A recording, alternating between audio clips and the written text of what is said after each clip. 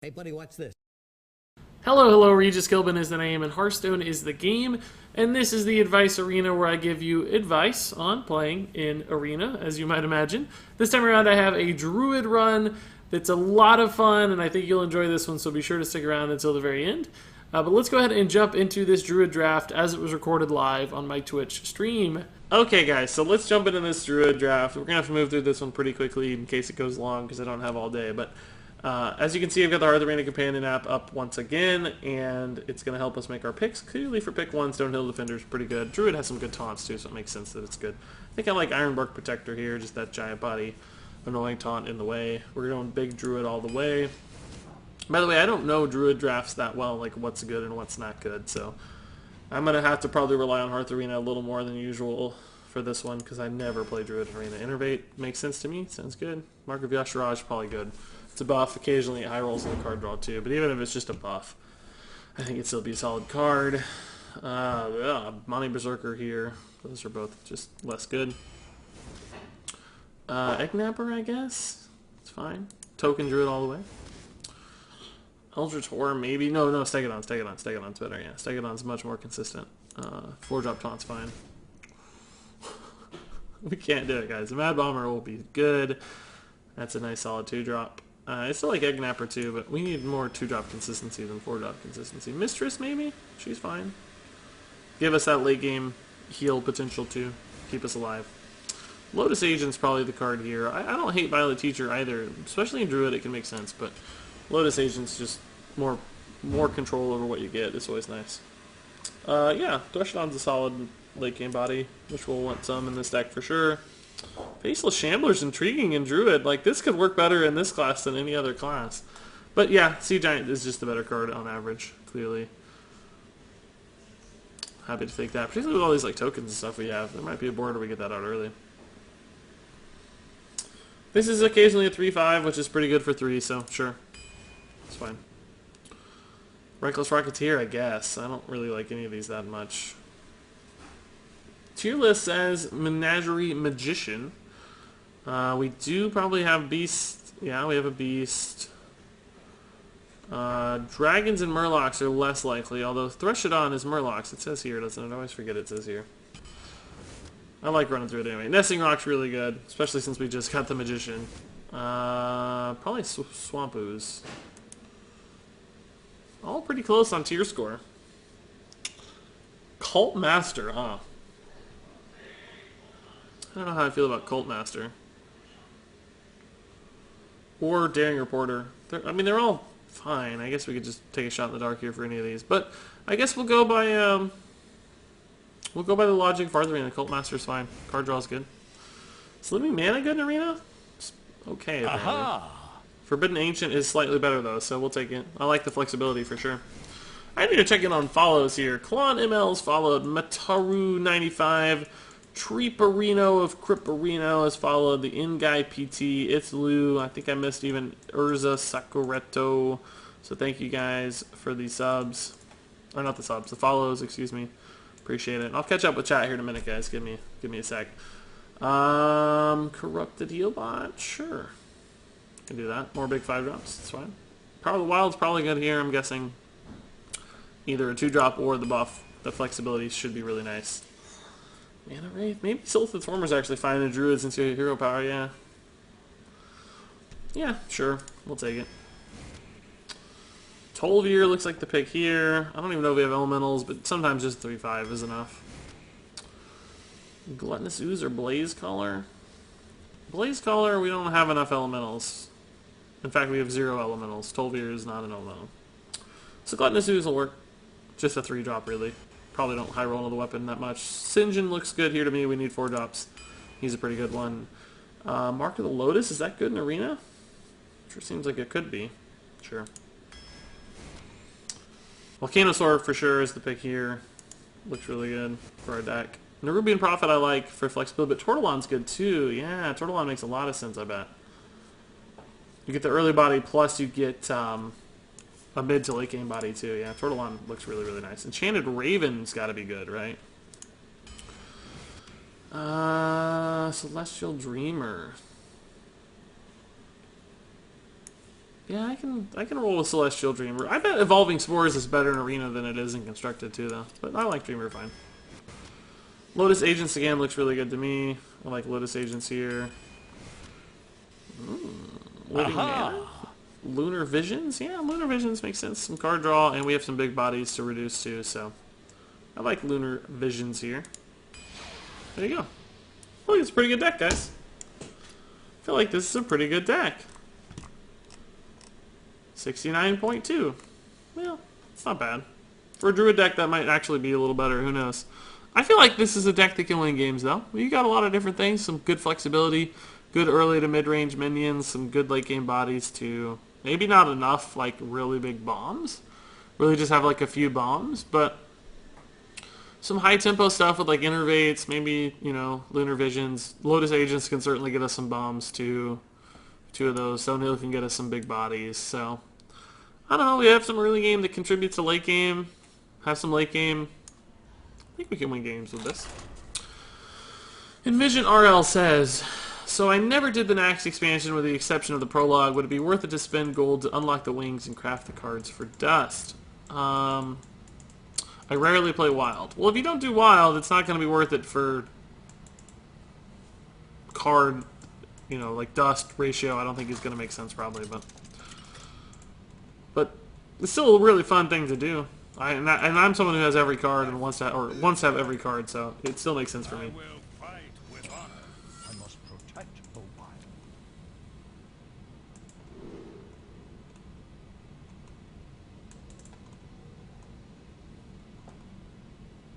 Guys, is this a mod that can give you tips on Arena? Murgle, yep. Murgle.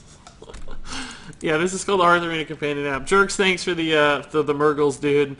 Anytime you see Murgles in chat, you just have to Murgle, don't you? You just have to send some bits my way. I'm gonna start typing Murgles all the time, just so you're constantly contributing bits.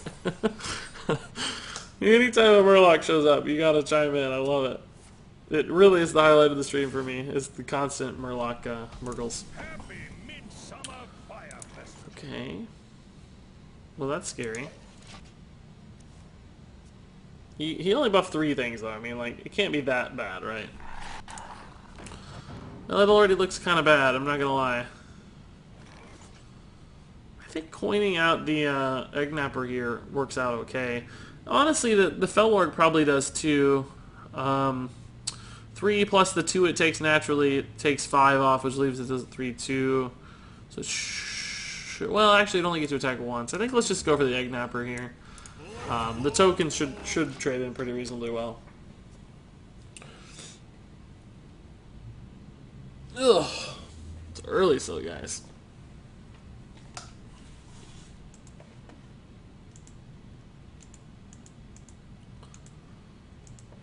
If you go to the Draenor zone with the most bonus objectives, get all of them to 99. Yeah, this is the XP thing I'm talking about, yeah.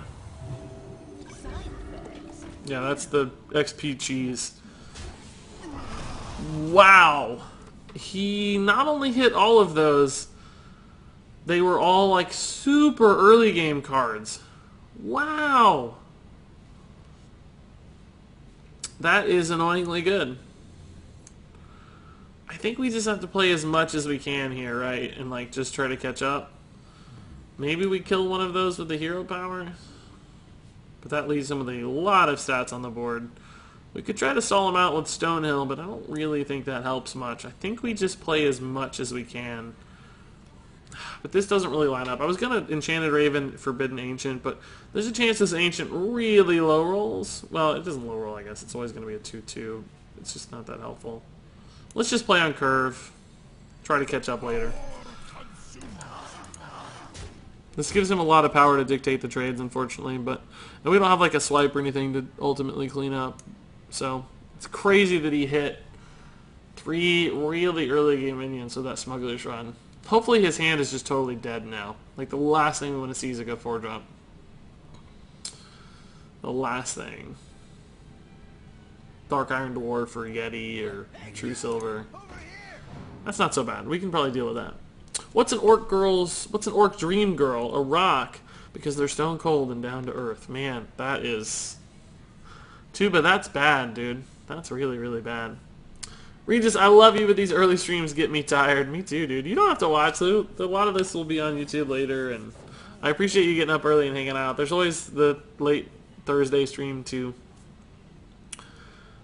I just gotta do it when I can, Twitch. I'm sorry, man.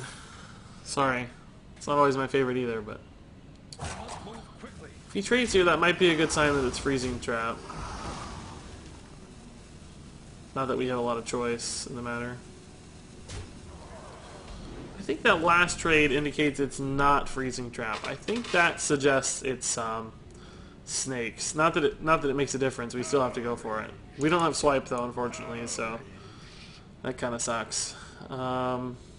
Let's kill this, I suppose. Not snakes either. Okay, that actually works out really well for us. So I think Stonehill's fine. Could be Snipe, I guess, right? Snipe doesn't show up in drafts, but it can still show up, I'm sure, in the Discover. No. Okay, well that's not problematic then. Maybe it's just cat. Maybe it's cat. What's the time for you? For me, it's 15:37. Here it would be 8:36. Yeah, you know, Consecration's not that good, really. You can value trade a little bit, but ultimately not that strong. Like, I really wish we had... I wish we had swipe, granted. But this might actually just be worth hero power Amani now. We could maybe even toss down this Ancient, but I think we need that flexibility for later. He trades here, we get healed a little bit. I mean, if he has a great 6-drop like Spike Ridge, it's going to be a little frustrating. But we have some big dudes coming soon. So if we can stabilize behind these guys, I think we'll be fine. Hard decision, Priest, Rogue, or Hunter, Arena Run. I think Rogue's your best bet for wins. Priest probably be the most fun. I watch that too, don't worry, Regis. I'll stay tired for you. Well, thanks, Twitch. Appreciate it, man. I have to stream early in these mornings for me just because I have to work and have other stuff to do at night sometimes. Commitments with the fiance, and I try to raid one night a week at least with my World of Warcraft guild, so a couple different things go on for me. Well, that was a really weak turn for him. Wow. So we're now like back in this game. Silverhand recruits have a little bit more synergy than do Crime Street informants, so we'll kill the recruit instead.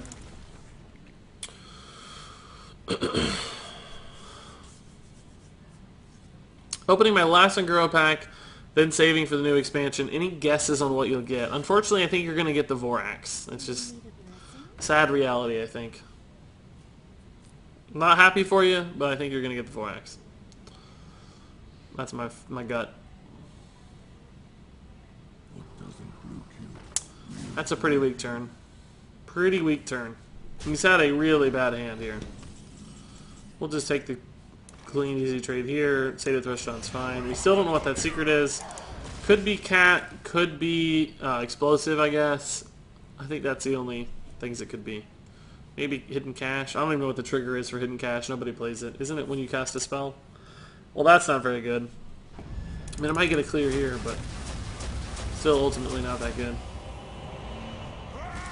We're definitely going to be stabilizing here shortly. He's out of cards. That's a weak one, too. Good trade for us, even. Yeah, he's basically dead here.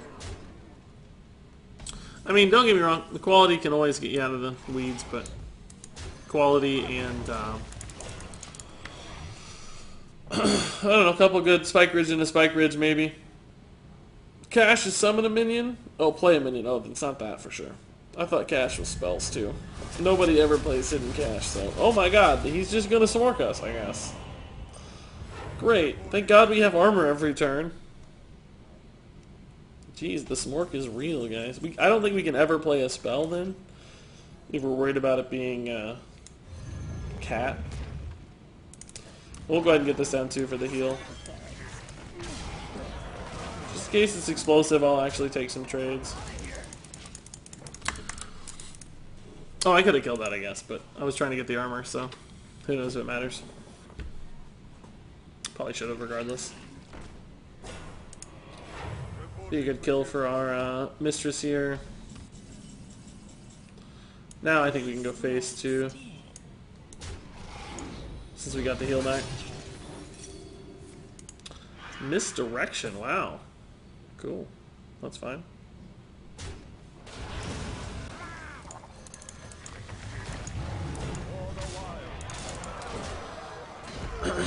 Play Mistress before Sea Giant. It didn't matter. We weren't spending the mana.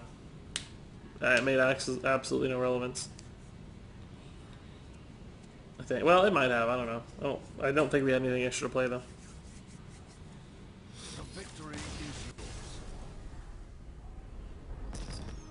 Yeah, his draft was probably a little suspect. I mean, he went for like a hyper aggro line, which was, yeah, it actually was working at first, but then he just completely ran out of gas at like turn 4 or 5 or whatever. He had a dead turn 4 and 5, I think.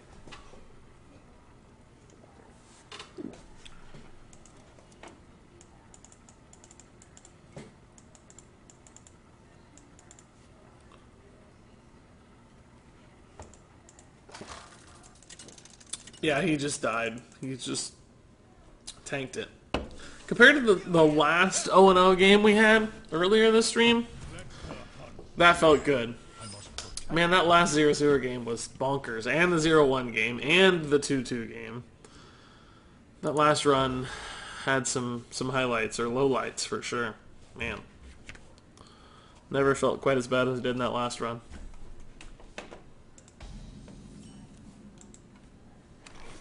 Good curve here against Hunter, though, I think. 3-drop certainly needs to be hit, but we got a shot. We got a few draws. Got some time. Hero Power's always there, too. Ooh, Tingus, that looks good, man. I like it. Regis, where's the invisible can? I can see this one, and I'm not happy about it. I know, I got the code red today. It's totally visible. How shameful of me. How shameful to have a totally visible soda can. What am I thinking? Ooh, that's good still. Doesn't have to be buffed. Happy to get the stats out on curve. And the Stegadon, if he decides not to take a trade here, which, you know, I would certainly take this trade if I was him, but some people are greedy and hold. That can't be that good in Hunter, right? Like, there's some good neutral taunts, granted, but Hunter has to be one of the weaker classes for Stonehill. There's no good Hunter taunts by default, are there?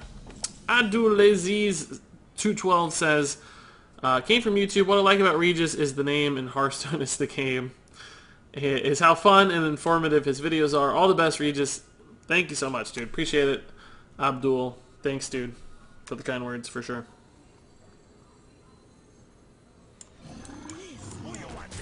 Doing this Stegadon just because it lines up so much better against the Jungle Panther than does the Sinjin.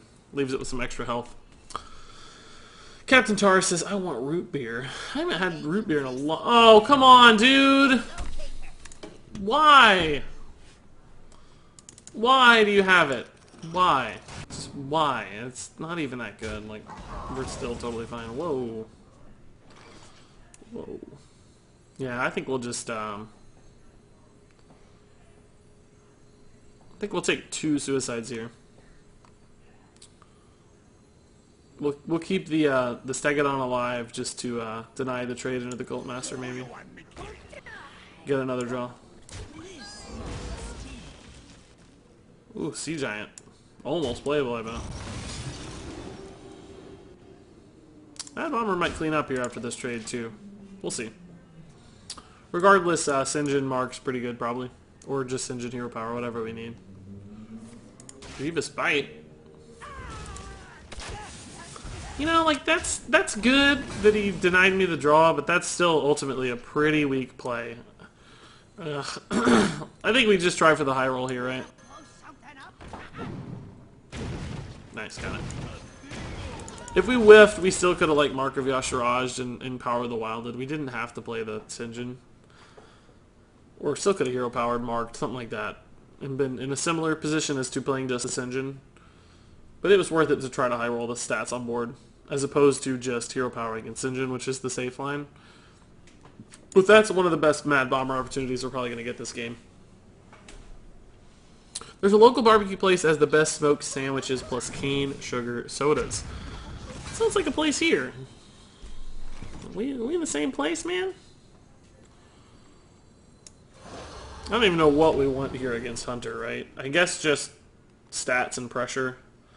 Like, Deadly Shot's a thing that happens, but that's not something you can play around typically. Like, Death Rattle does a little bit, I suppose. I think ultimately we want to make it really hard for him to kill. And I think 6 health is actually enough, isn't it? Don't we just kind of high roll this into a really intimidating minion? Like an 8-6 with Wind Fury. Just win us the game with Mark of Yasharaj and Menagerie Warden if he doesn't roll it, if he doesn't kill it. Let's just see what happens. Like, actually with the 5 damage we don't even need these, but theoretically we have a ton of buffs in hand as well. So if he doesn't have the exact answer. Moat Lurker's really ultimately not that exciting. We can do this into this into this.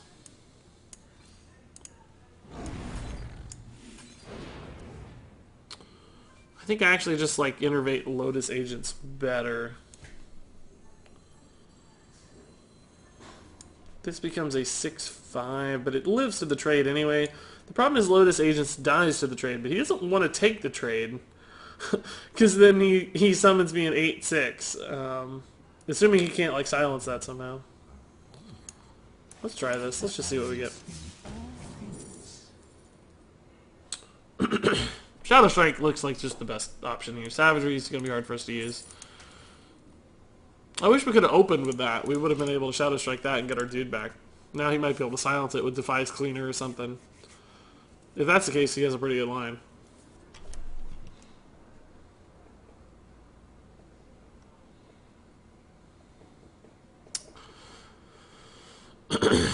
He's got a lot of cards in hand, but we have probably better draws on average, I'm guessing.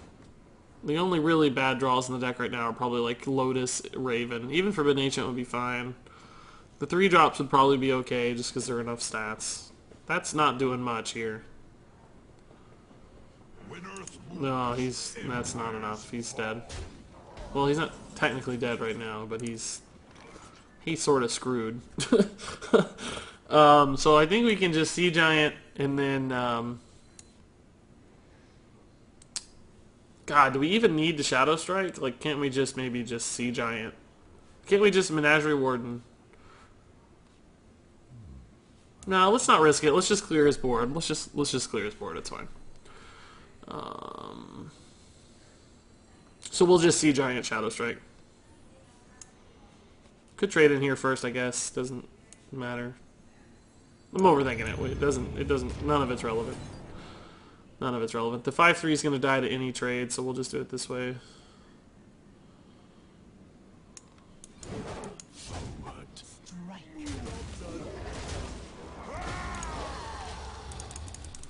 We'll just do it anyway.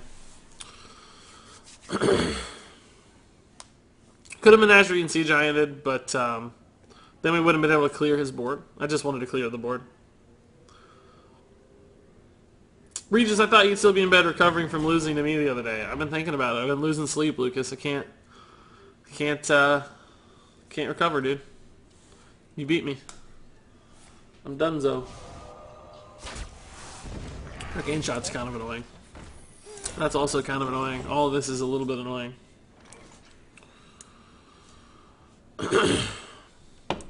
Freezing Trap. Clearly we won on this one, I think, because it comes back with a giant set of stats. Snake Trap is annoying.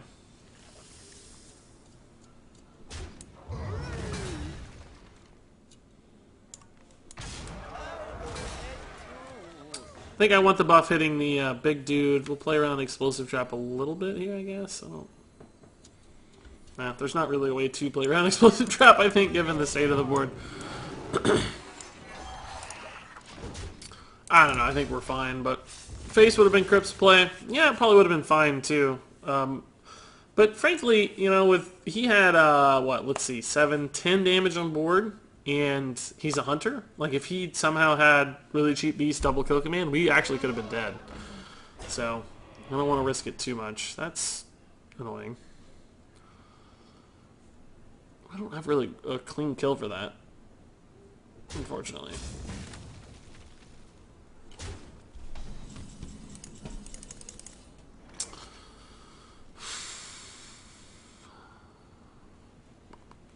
$11 can do 12 to face, should be fine.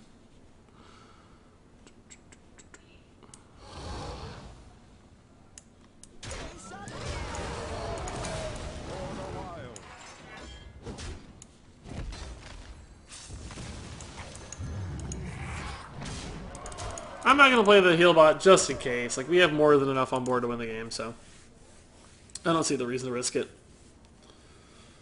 He shouldn't be able to deal with this stuff very easily. Played around explosive shot a little bit again, but not really. Yep. Good win. Good win, guys. Did that already say 2-0, or did that update like instantly? Because that's kind of confusing. The Hearth Arena little extra thing we got here is cool. But good start. Good start. That was going to be a hard game to lose. Just because we got off to a good start. What's my favorite cereal? Cinnamon Toast Crunch. I don't eat a lot of cereal lately, but I've always loved Cinnamon Toast Crunch. It's just good and flavorful. It's sometimes a little too sweet, maybe, but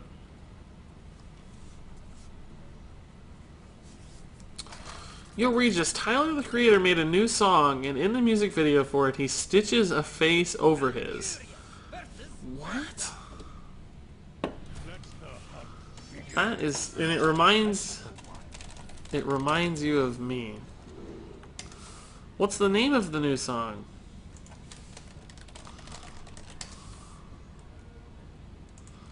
What on earth, dude? That is one of the weirdest sentences I've ever...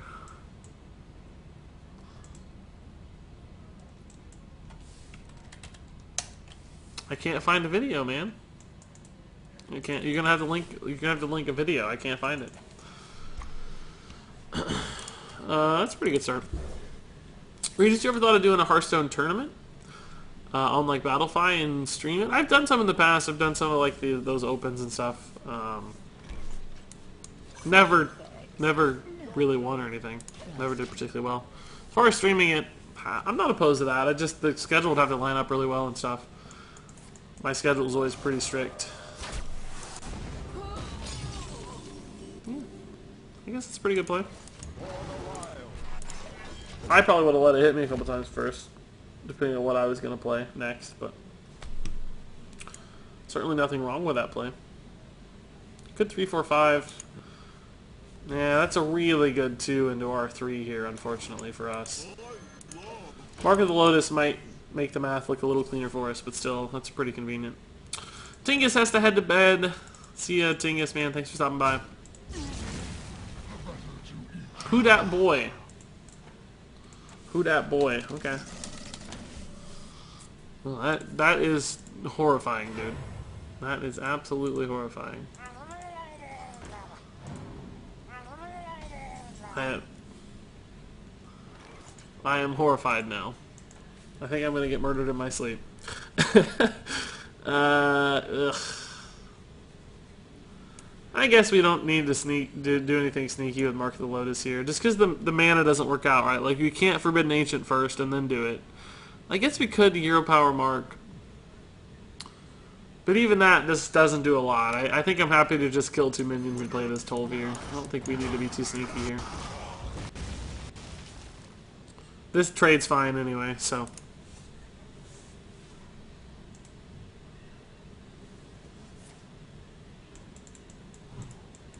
Tingus will be back soon. He does seem sometimes to leave and then come back, so... Regis, read us! I'm gonna unsubscribe! No, Dan Van Bockel, don't do it! Regis Stronk, Regis Smart. Thanks, Sing. Appreciate it. Yeah, I think we'll just go ahead and stag it on instead of... Clearly with the Lotus Agents, the trade's just too clean. Even though we float a mana here, it's just much better for the board. He Hunter's marked that and traded it 2-3 into it. I don't mind that at all, honestly. Oh, I mind that! God! That's good. It's really, really good.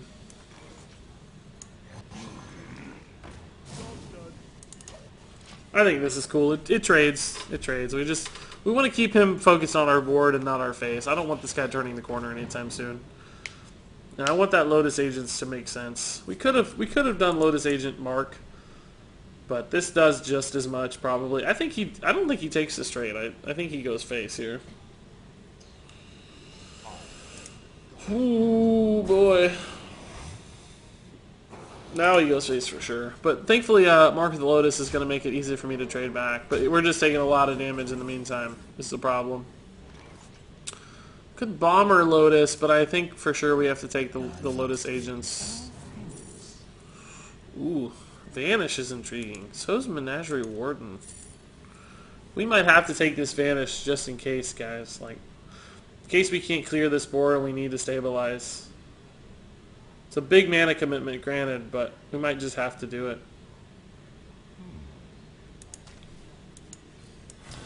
Just in case. I like that alright, though.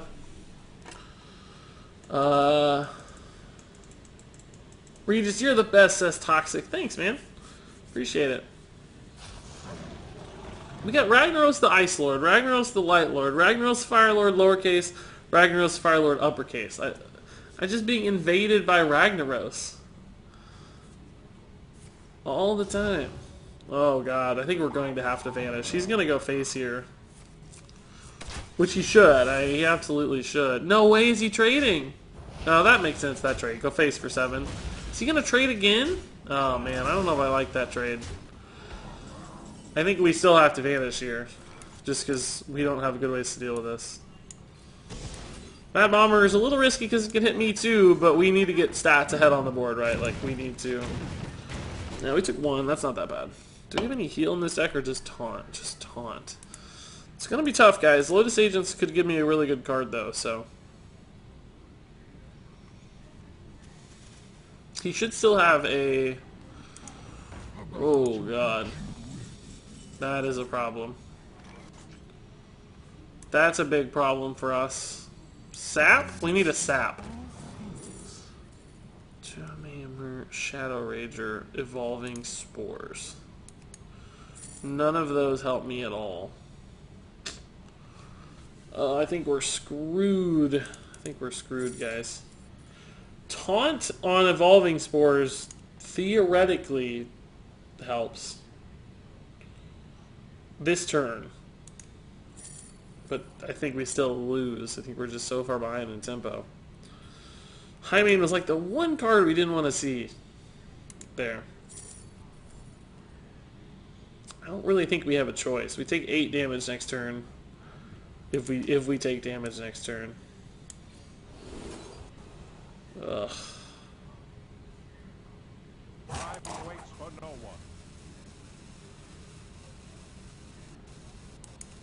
I can't kill the Highmane here, unfortunately.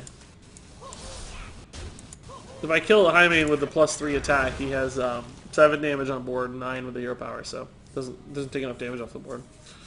This Legion alive with 1 health, we're dead. Oh, we knew we were dead too because he had the Houndmaster in hand. I don't think we had an out other than maybe exactly taunt. We could have maybe Lunar Visions into something too instead of trying for the Lotus Agents, but I think we had more outs with the Lotus Agent because of Sap being a possibility. A very, very unlikely possibility, but still a possibility. Maybe Shadow Strike might have been an out too. There were a few potential outs with the Lotus Agents that didn't exist with the other options. Is this constructed? No, it feels like it sometimes, though. It sure feels like it sometimes. Oh, we gotta say Regis and Rexar are chilling in Arena now, don't we, guys? We gotta update that. I forgot. Regis and Rexar are chilling in Arena. But yeah. Whoa, man, look at all the bits that just came through.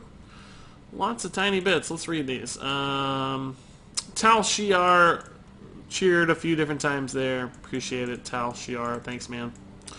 Schwartzel says, Regis, you're by far my favorite Hearthstone streamer. So glad I found out you stream at 7 a.m. because I start work at the same time and I always need something to listen to. Love the channel, dude. Sorry to write such a long post on your chat. No, that's not a long post. That's a totally normal length post. And appreciate the kind words. Thank you, dude. That is horrifying. No, Tyler, the creator image, by the way. Malfurion feels Oh, what's up, Rexar? Why did I say Rexar? You're right. Yeah, thank you. Shoot, what am I talking about? I was playing Rexar. I got Rexar on the brain. It's Regis and Malfurion. What am I doing? Learn to lore, Regis. Jeez. You're supposed to be a lore guy. You're supposed to be a lore guy. Here we go. I fixed it again. Where's the sub button on iOS? I don't know, Schwartzel. I'm sorry to say that I don't know. Seems like something I should probably know, but unfortunately I don't. Bulletproof sheep. I don't deny that it perhaps looks like my face on the Tyler the Creator thing a little bit.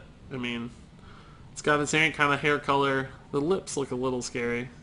Aha! There's maybe too many freckles, but that's still horrifying. I don't like to think of it. Trying to sub with my Twitch Prime, but I can't find the button. Feels bad, man. Yeah, that does feel bad. Schwartzel, I don't know. Maybe somebody in chat who's on iOS could help you out, but I'm not sure. Based on opponents, you're hanging out with Rexar. Yeah, that's kind of what I was going for, right? I'll pretend that was my thought. That was definitely my thought process. Yeah, well, I think we gotta do this, right? We gotta do this. I'll take the trade still because of kill command. Although I guess it doesn't matter because you can still kill command a 3 health minion, but also other things that beast synergies tend to cause problems with. Yeah, that guy's sort of annoying.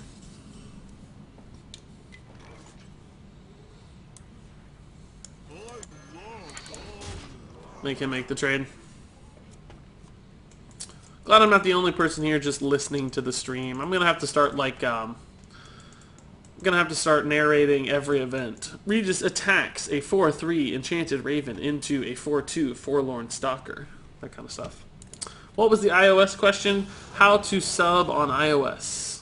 You have to go to twitch.tv and log in, then photo desktop mode and open stream. That sounds like the most annoying process imaginable. Who came up with that? Why is iOS so bad for that? I guess Celestial Dreamer is probably the best card here. None of these are very exciting though. But we have quite a few cards that can activate that at least, so including next turn with the Lotus Agents probably. How cool are these emotes? They're pretty darn cool, Captain Tars. Thanks, dude. I'm sure in the very near future I'll have more.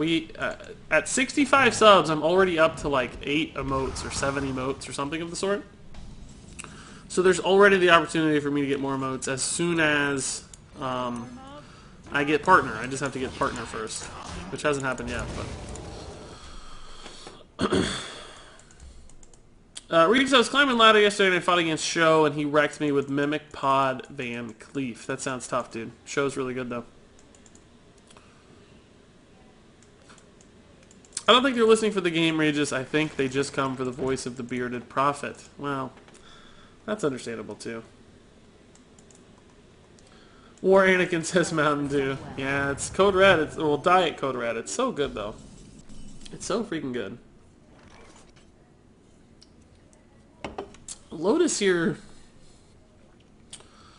does set up a couple favorable trades, doesn't it? We can trade here, trade here, trade there, or alternatively just trade here and trade there to save some health on this guy. This becomes a 2 health minion. Yeah, let's just do it. This board's going to be so nasty if I do it this way.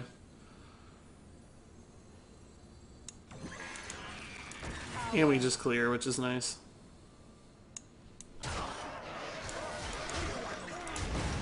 How do you deal with this board though? Like really?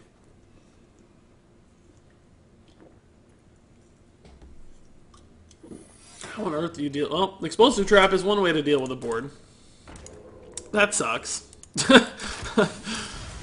Shoot. Can we really believe that's explosive trap though? Can we? I mean, we can maybe just wait a turn. It doesn't even matter, right? Like, we're not in a particular hurry.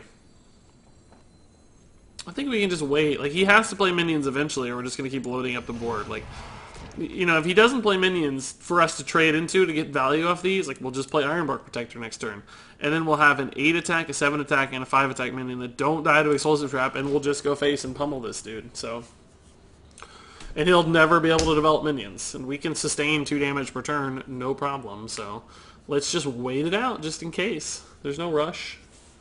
We got all the time in the world.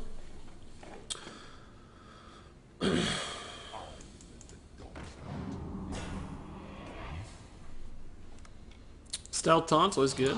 Yeah, so now we'll just take trades. Oh, he's taking the trade for me too. Well, this makes well, this sure makes Freezing Trap a little easier to test.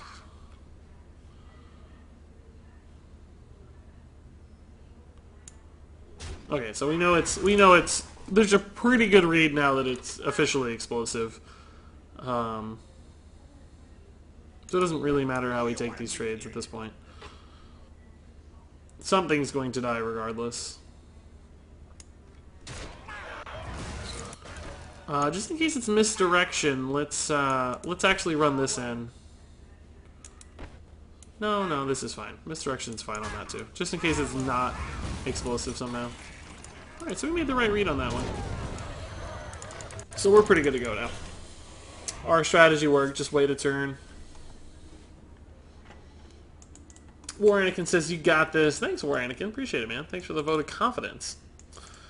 Any idea when you're going to drop the DK hero card speculation vid? I love the speculation vids. Man, that's a lucky high roll, I guess, sort of. Soon, dude, soon. Basically, I have a lot of different, well, not a lot, a few different remaining speculation vids, and they're all going to be coming soon. I've just been trying to find time to get everything out. I think since we have a taunt here that's likely going to be fairly challenging for him to get through, I think we can actually just push for winning the game here. Like, this heal is risky, he might heal off this, but he might not, and we have 10 damage even if he does kill this. And this is not a natural trade for him, so since he only has 2 cards in hand, there's a good chance we can just push for the win here, right? Roz is awesome, by the way. You can get some good taunts off this. I might disrupt our plans a little bit. I mean, I think we're still in a good spot regardless. We have a lot of health, more cards in hand. We can always make favorable trades back into that high main if we need to. Just there's an opportunity for us to just win the game this turn, so that's cleaner, but still not a taunt. So we just win on board. It looks like. Oh, now we don't win on board though. So that does change stuff a little bit. Lotus Agents can certainly give me an opportunity to win on board still. Any 3-mana card which does damage or gets through that gastropod puts me in a position for lethal. So let's see what we get here. Mark should be totally fine. Yeah, Mark does it. Cool.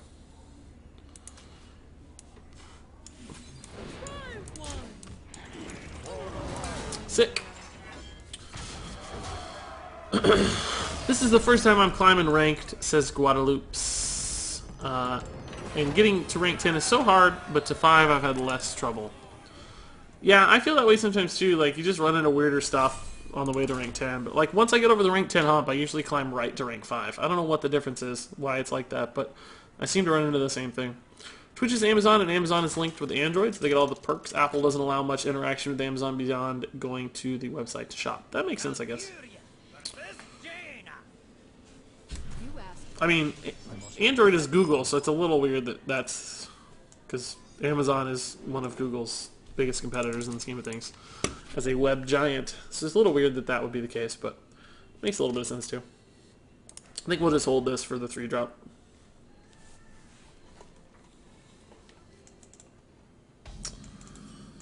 Only 6 days till card reveals. That's right, man. It's exciting time. Can't wait.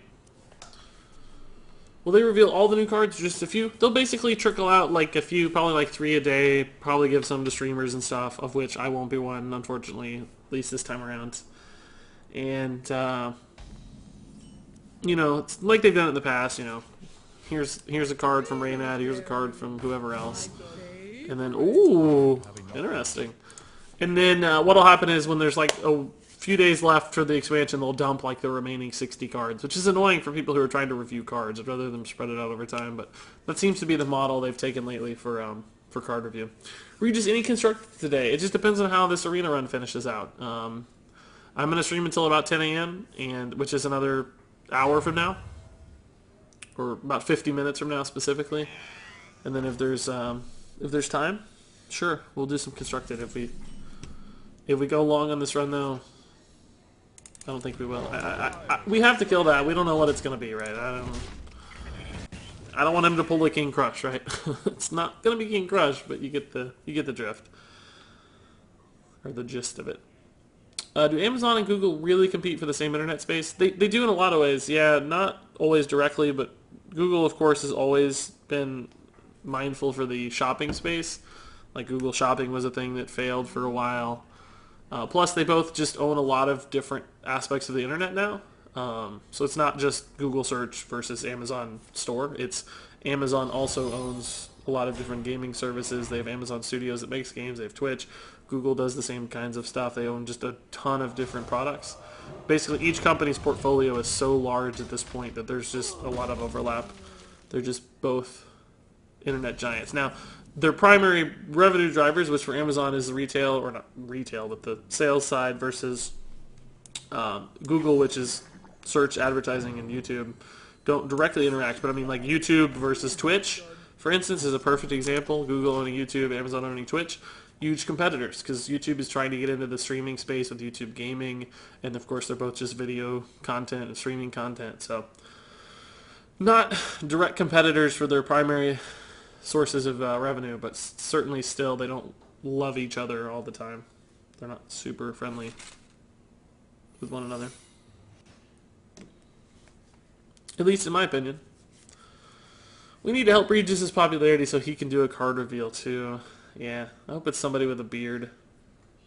I don't like the huge card dump at the end. Wish they would reveal at a more steady rate. Yeah, me too. I feel the same way. Feel exactly the same way. Mirror Entity's a little bit of an issue here.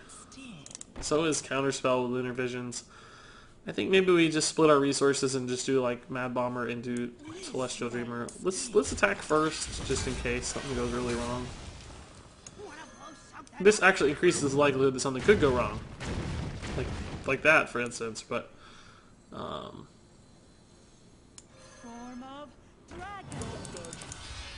the trade probably didn't line up that cleanly anyway. Like hitting each for one wouldn't have mattered. So there's a chance we hit his face a couple times, etc. Ooh, that's really slow.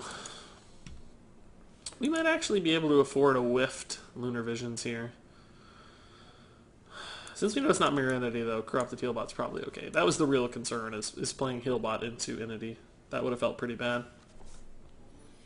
You think we'll get an Ice Ragnaros, Regis? God, I hope so. I don't know if we will, but I certainly hope we do. This is just a lot of damage. It's susceptible to Blizzard and various other things, clearly, but still just a lot of damage.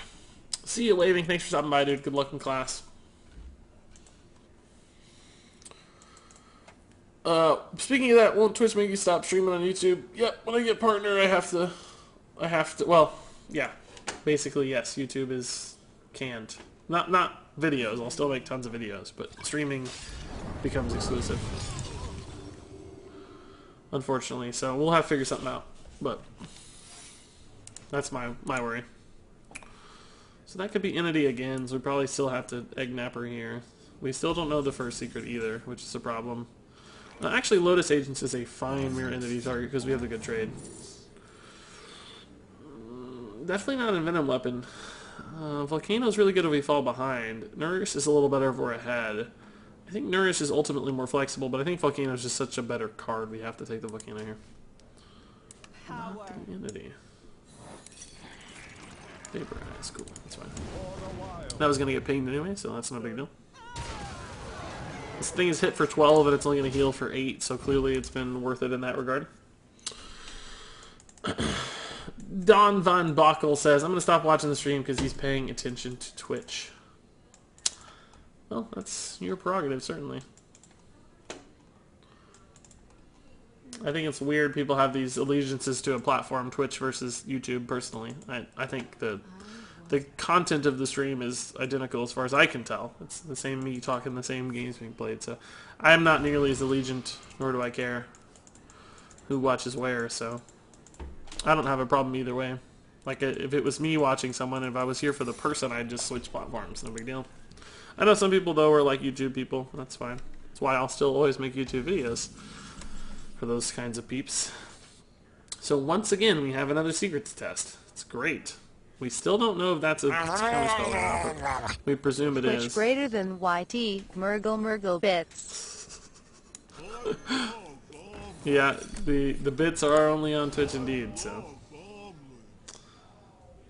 So that was finally the Entity. We almost have lethal, or very close to it. I think we'll just taunt up here and go face. Still don't know if it's counterspell. We finally get to a point where we can Like, if we hit an Innervate, like, God, that would be a great test. Lotus would be a great test. Here, Flame Strike looks pretty good. But it does leave us with some stats, at least. And he still probably has to trade Mind Control attack. I wish he'd gotten this one, honestly. I kind of wish he'd taken a heal. That was maybe the worst target, because now we just have lethal with most of these minions represented here.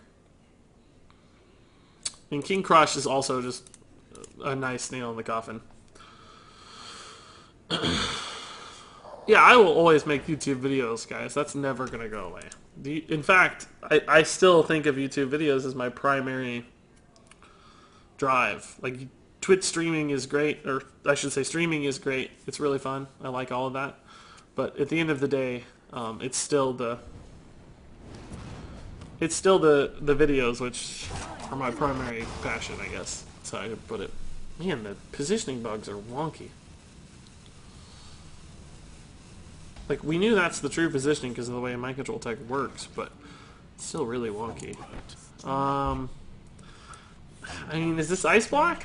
If it's Ice Block, I guess we just hit him to 5 because we have King Crush, but yeah, it's whatever.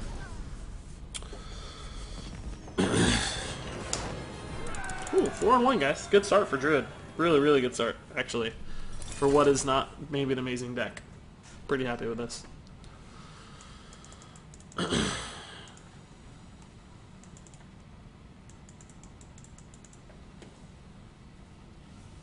Spellbender was always an option too, yeah.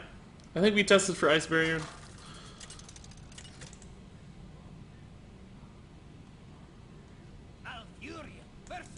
Vladimir Putin's in chat, I like it.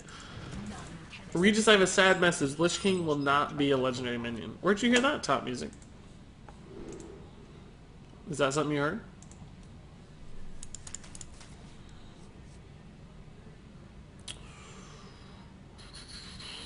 I mean, there's some potential high roll keeping the Mark of the Lotus, but ultimately I just don't know if it's that good of a card, particularly when we don't know what we're going to get in our mulligan.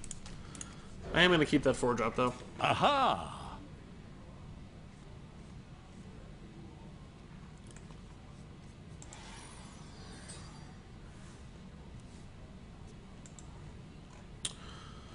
Bashful, thank you for the follow. Oh, also Jerks, of course, thanks for the cheer. I feel like you've heard me say that so many times at this point, you probably don't need to hear me say it anymore. But still, of course, thank you, man. Ooh, that's a pretty good one.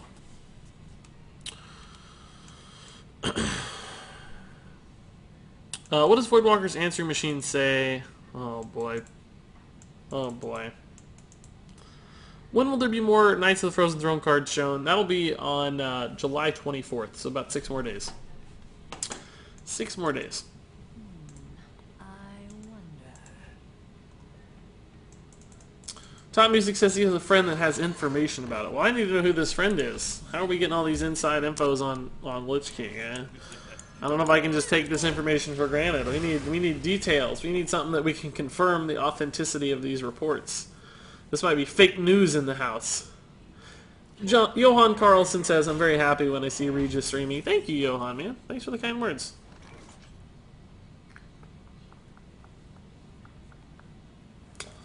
Well, this isn't ideal. Do we just want to face tank that and kill it? It's going into 4, we'd have a 2-2. I don't think that's that exciting. We kind of have to, though, now. I think we kind of have to. Because we don't have a good turn 4 if we need to clean it up with the ping, right? Like, we could have played Fellow Work at his turn, but it still wouldn't have gone very well. Regis, you got the best informative videos and a soothing voice to go with it. Thank you, War Anakin, man. I appreciate the kind words. He's often streaming, and that's why I like Regis the most of the Hearthstone YouTubers. Thanks, Adam. You guys are being so nice this morning, man. Okay, well this lined up way better than I anticipated. Actually, let's just run the Stegodon here. It trades just as effectively and has a little bit more health to stall him out, so that works out really nicely. Earth Ellie, that overloads us for 3 going into turn 6, but the Celestial Dreamer actually works out really well as a turn 6 play if the Earth Ellie survives, which, you know, it's fairly likely to, I would argue. I'm triggered. I know Patches is coming out. No, okay, good. Seen that a few too many times. Yeah, I think there's a really good chance this Earth Ellie survives. So I like this line. Let's just get it out as early as we can here. Make it count. It's more likely to be relevant the earlier you play it, I think. We could have maybe just gone for something else, sure, but this leaves us with just enough mana for a perfect Dreamer. Or even really Felorc Soul Fiend would be good too, but probably the Dreamer, because I think this will live. Assassinate, Shadow Strike will kill it, that's fine. Felorc's the alternative line. We had the backup plan. He full clears, but he's behind on board once again, which is pretty good for us going into Felorc.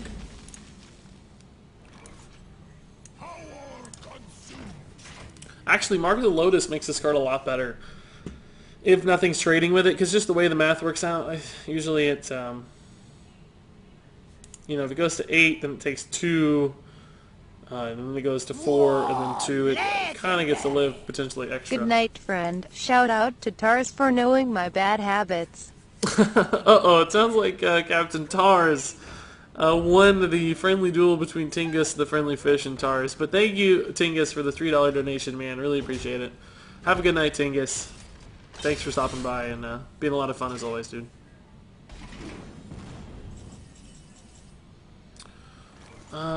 Just trade Volcanosaur looks good to me.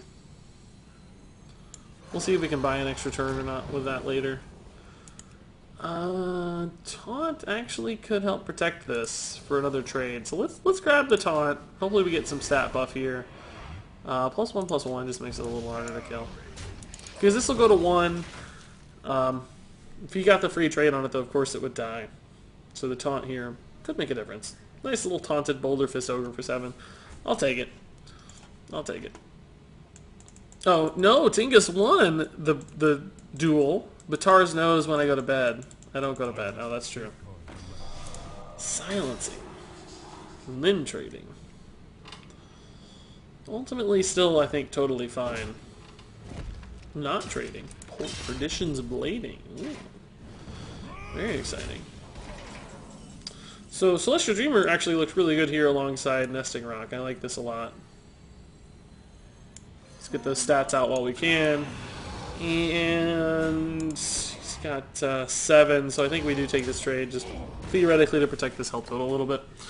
I guess we didn't really play around Betrayal all that well, but I'm not sure there was a great way to play around Betrayal. I think this being in the middle would have been slightly better. But ultimately, I don't think it mattered a ton. Oh, he's going to take some damage for this one. Nice. That's good for us. Stonehill's no biggie. Trade, hero power. We have 7 mana remaining. Dirty Rat is risky. Wow. That's so risky, particularly against a Druid, dude. Menagerie Warden, Mark of the Lotus plus hero power here looks crazy good to me. I haven't lined up the math on the trades yet, but I'm pretty sure it's just going to be nuts. We can't do Forbidden Nature, unfortunately, because of the way it works, but pretty sure this is just going to be bonkers good.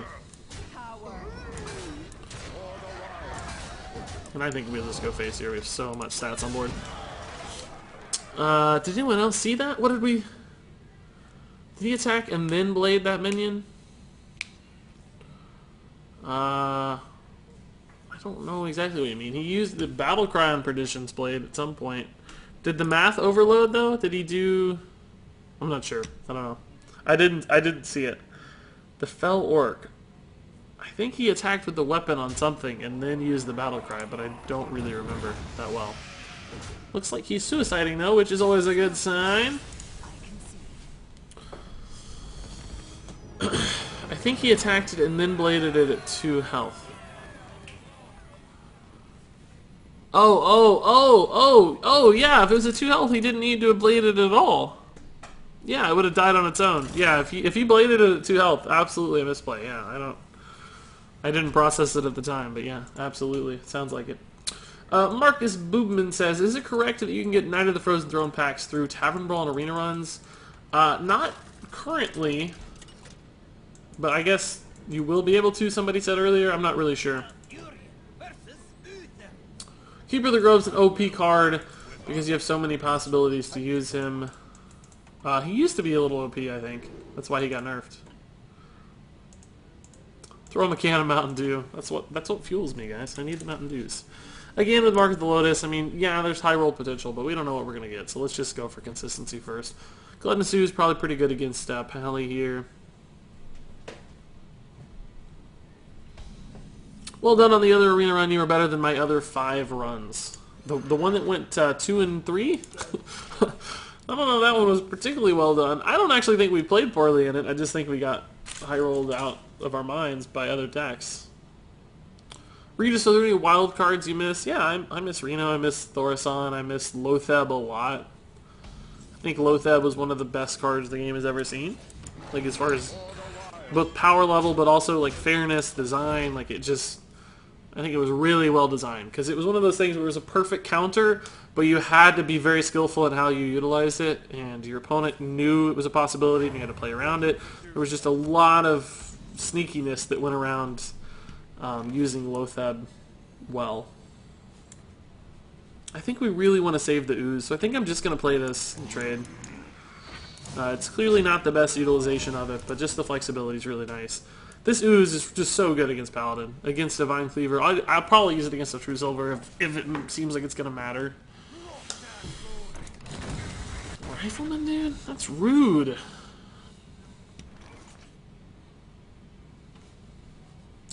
I played the Cult Master out here. It gives him a really, really good consecration, and I don't get guaranteed value. So I think we'll just play off curve a little here, and hopefully we hit the Nesting Rock next turn. Although we might not even need this. We'll see what he plays, how it lines up math-wise. What did Rexar say when he entered the bank? I hunt alone. That's the worst joke I've ever heard. I can't wait to try Lotheb when I buy the next Ramus Adventure. Yeah, Lotheb was he's just awesome, dude. It was just so rewarding to hit a good Lotheb, and it was frustrating when an opponent hit a good Lotheb against you as well, but it was in a way where it's like you respected it. It was like, oh, man, he timed that Lotheb perfectly. So you felt more okay about it. Do I just go for the Cult Master value here? Like, clearly we can Nesting Rock, but even if we do, the trade's not very good against that, and we may never get a better turn for Cult Master here. And this clearly looks like the kind of game that's going to go a little long, so I think we need bodies. And this still puts me head on board, and can be pretty difficult for a Paladin to deal with. Innervate, I'd probably Innervate out the Imani as well. Alright, so we got a good hand now. 2 really good bodies. It's going to be important going into these next few turns. Hopefully he makes some really bad plays here to kill this Cult Master, even though it's not actually threatening to him right now, other than just being a 4-attack minion. Alright, that's not so bad. I'd really love to see a Mistress of Mixtures here. I think that'd be the best draw in my deck, because I could Mistress into Nesting Rock. With that Wasp, though, I think we just gotta go small, which is fine. Doesn't hurt anything at all. Hero Power, honestly, is also really good here.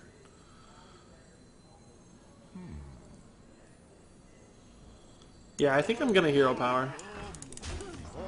It makes him want to use the Wasps to kill this Cult Master, instead of killing, like, our 7-drops and stuff. So, Nax out. Yep, Nax is out, guys. Nax is out. Calamos Primal Lord's mad I missed his jokes. Uh-oh. Uh-oh. There's a lot of bad jokes flying around, guys. I can't catch them all. I can't catch them all. I'm sorry. Oh my god, it's the guy I get my decks from. I often get my decks from other people, so that's funny. Ooh! Ooh! Oh, the juicy value, guys. Oh, it's so good. So good. We don't have a lot else to do with our turn here, but I actually think that's fine.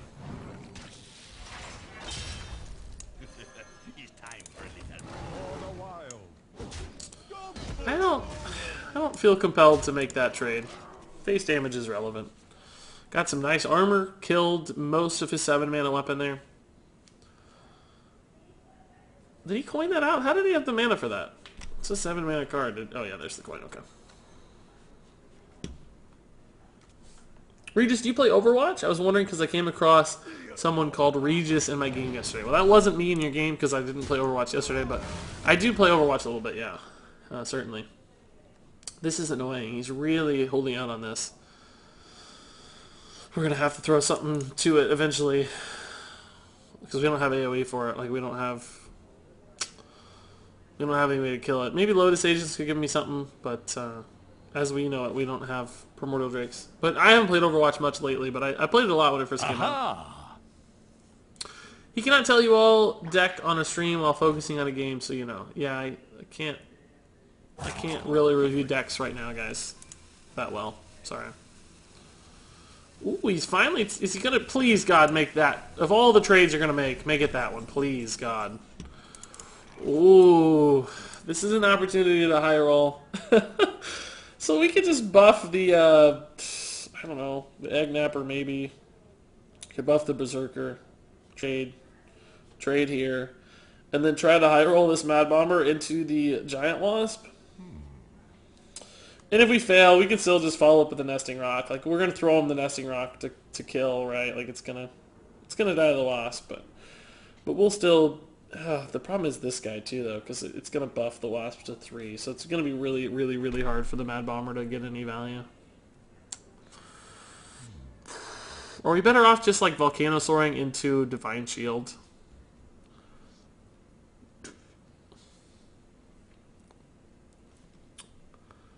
Divine Shield, Death Rattle or something, just to mitigate the advantages of the Wasp. Oh my god, we have to hurry. I don't actually know what's right here. I think I still like this line the best. It's fine. I think it's fine to sacrifice this. It's really ultimately a 5 for a 3. Which isn't that bad. Plus, you know, it's got extra stats now, so we feel even better about it. We theoretically have a 7-1 on board. That's a good grab. Man, Mind Control Tech has made a vengeance of a return lately. I feel like I haven't seen Mind Control Tech in Arena in, like, weeks, and now I've seen, like, 3 today. I've never played around Mind Control Tech lately. It's never been an issue.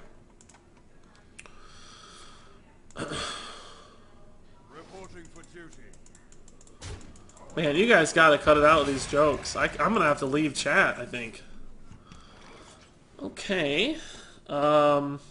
Clearly Mad Bomber here looks really, really good. The question is, do we go... I think we just take this trade, right? Like, we're going to win the long game anyway because we have more cards in hand and better cards in hand. So we just take this guaranteed trade, take another guaranteed trade, Mad Bomber for insane value, and then follow up with Volcano Soar, and I think we're just good to go to win. The recruits are slightly better, I guess. Mad Bomber is insane on that board. Oh my god. Stealth actually is probably the high roll opportunity here. Yeah, I don't love it, but it's fine. It's a lot of pressure. He's at 20, so. FS198 Edwin Van Cleef is trying to get hosted on Oprah laptops. All of you. Oh god, no, jerks! It's getting worse, dude. It's getting worse. Come on, jerks! No, don't do it. Don't do it, jerks. It's so bad. Yeah, I guess we just kill this and clear his board. It's not my favorite trade, clearly, but it should be fine. We could have innovated out a corrupted heal bot, but as always, I think it's worth clearing against Paladin. But thanks for the cheer, jerks. You gotta spend $1 every time you want every time you want your bad jokes to be heard. Thoughts on the leak about Runic Magic, Tuskar Fisherman, and Bear Sharks? I haven't seen specific leaks. I mean, I saw the Bear Shark card art and stuff, but who knows what that's gonna be? Who knows? Who would ever know? Mind Control Tech's beard is almost as epic as Regis's beard. No, come on. Almost is the keyword there, I guess, isn't it? Almost as epic. Well, this innervate's going to be useless, obviously. Let's see what we get here. It's probably Getaway Kodo. No, Noble Sack. Okay, that's fine. We could have hero powered to test that, but I want to actually just play all these minions out, so. We actually still could have. We have the innervate. That would have been a great opportunity to use the innervate. Okay. I messed up there a little bit. Because we are never going to use that innervate again. Never again.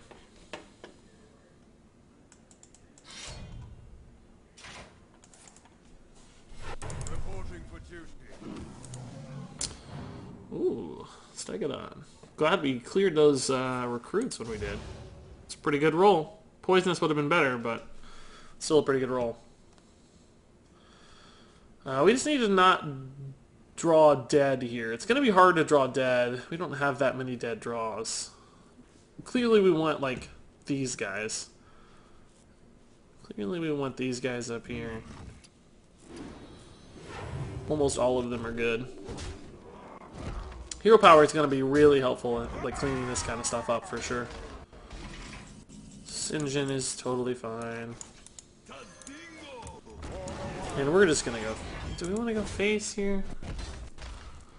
We can clear both of those. Puts him on a pretty awkward math total. I guess we clear here. We want everything to have 3 health, not 2 health, because it's a paladin. 2 health's a lot better. Or 3 health's a lot better against paladin, so... Can't draw Innervate, we already have it, unfortunately. We should have used it. We goofed that turn a little bit.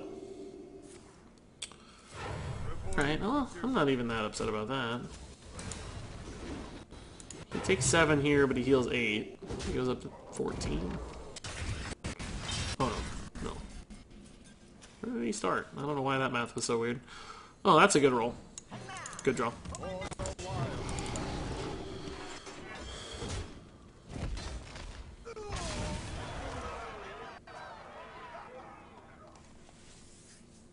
Face is the place with the helpful damage dudes. Got it. Got it. So this is lethal on board. Not anymore, unfortunately. Ugh. Is Power of the Wild lethal? No, it doesn't actually help at Ninja all. walks into a bar and orders a Murgle, Murgle, Murgle, Murgle. Oh, you're an idiot. But I love you, jerks. I think actually the stats... I think the Panther is better. Because... I don't know, it doesn't matter. It's worse against Consecration, I think. But better against... just... You know, it gets more total damage on the board. This is +2 attack, this is +3 attack, so... Later, Jay Zeiger, thanks for stopping by, dude. You're an idiot. I said it in a loving way. I said it in a loving way, not a rude way. That's, my friends and I, like, that's our term of endearment, right? Like, oh, you're an idiot. Like, that's what we say when we think somebody's being an idiot, but we still like them.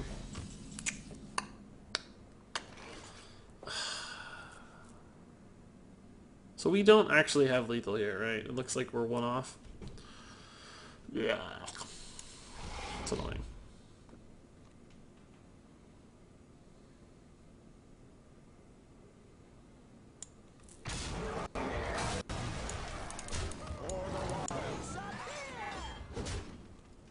I can't see any reason to play this. I'm just gonna hold it. Yeah, that makes you one of the friends, jerks. Yeah, you're in the inner circle now. You're in the inner circle. I dusted my Calamos and Elemental Shaman for Pirate Warrior. It's probably not the worst decision ever. Pirate Warrior is still really, really good. I mean, Elemental Shaman's getting better, but I've heard worse crafting decisions, Pugsy.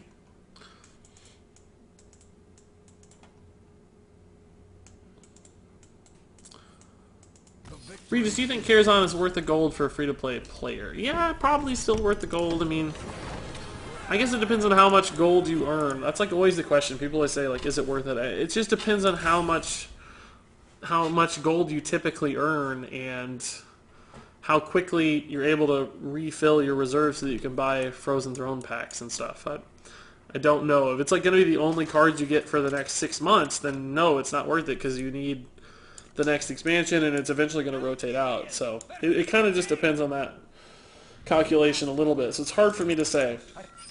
By the way, guys, we're rolling with this Druid deck. This is really good. I honestly, 6 wins probably exceeds my expectations for the entire deck. Just because, you know, 69 tier score, Druid is traditionally a really bad arena class. I wasn't sure we were going to get 4 or 5, you know. 4 or 5 would have been a reasonable result, I think. 6 and 1 is fantastic. I'm really, really happy with where we're at.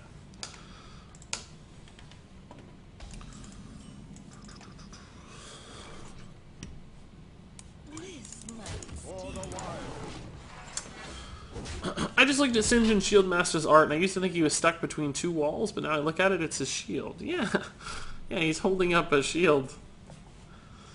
He's a shield master. Might have been a little bit of a clue, honestly. I mean, the fact that he's a shield master kind of cued you in, but clearly the choice. Dirty Rat's terrible. We don't want the Cthulhu synergies. Druid now viable in Arena. I mean, Blizzard says they're making every class a little more balanced in Arena. Like, supposedly, right? Each one's getting a little better, according to Blizzard. They're just doing things to tweak the balance to make things sensible, but who knows if that's actually true.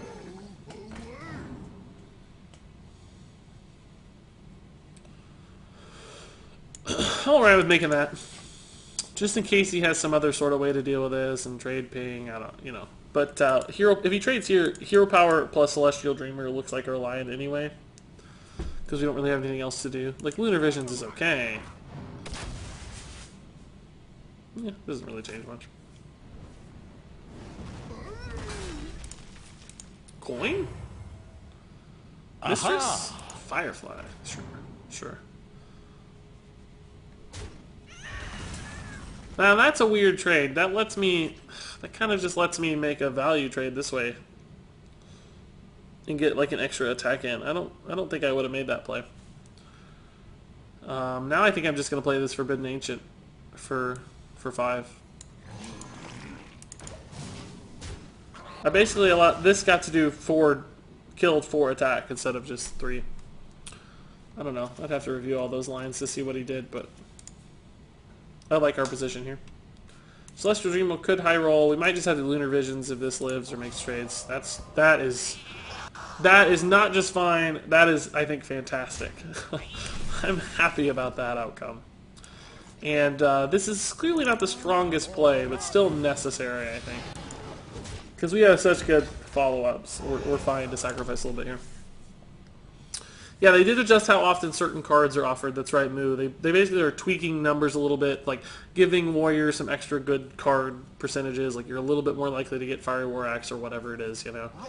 And just tweaking things a little bit to make supposedly Arena more balanced by class. Who knows if it'll actually work, or if it's something you kind of notice as you're playing, but that's the logic anyway. I mean, since the Threshodon is sort of a guaranteed good fit against this board, I'm going to go ahead and play the Threshodon here. The Volcanosaur got a little bit more utility, like maybe we need a specific thing like Divine Shield or Taunt. So, since we know this one fits really well, and it kind of ends up looking the same most of the time anyway, let's just play the Threshodon for now.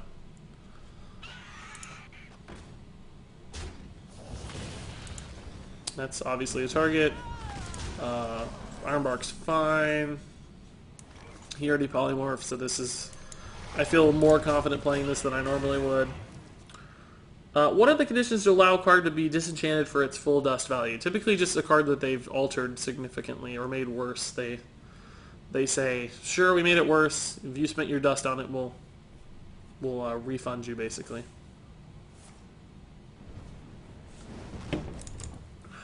Okay. That's all fine. It's not bad. You can go pretty wide with buffs here if we wanted. I don't know if we want to, though. We could put this at 5 for the value trade here. Put this at 5 after trading here. It's good for Flame Strike.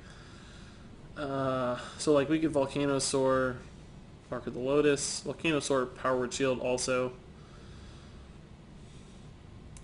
I guess that's not bad. We could also just like Tortolon, Corrupted Healbot, Power Word Shield. I think I like that better. It's more total stats and pretty much the same kind of giant bodies.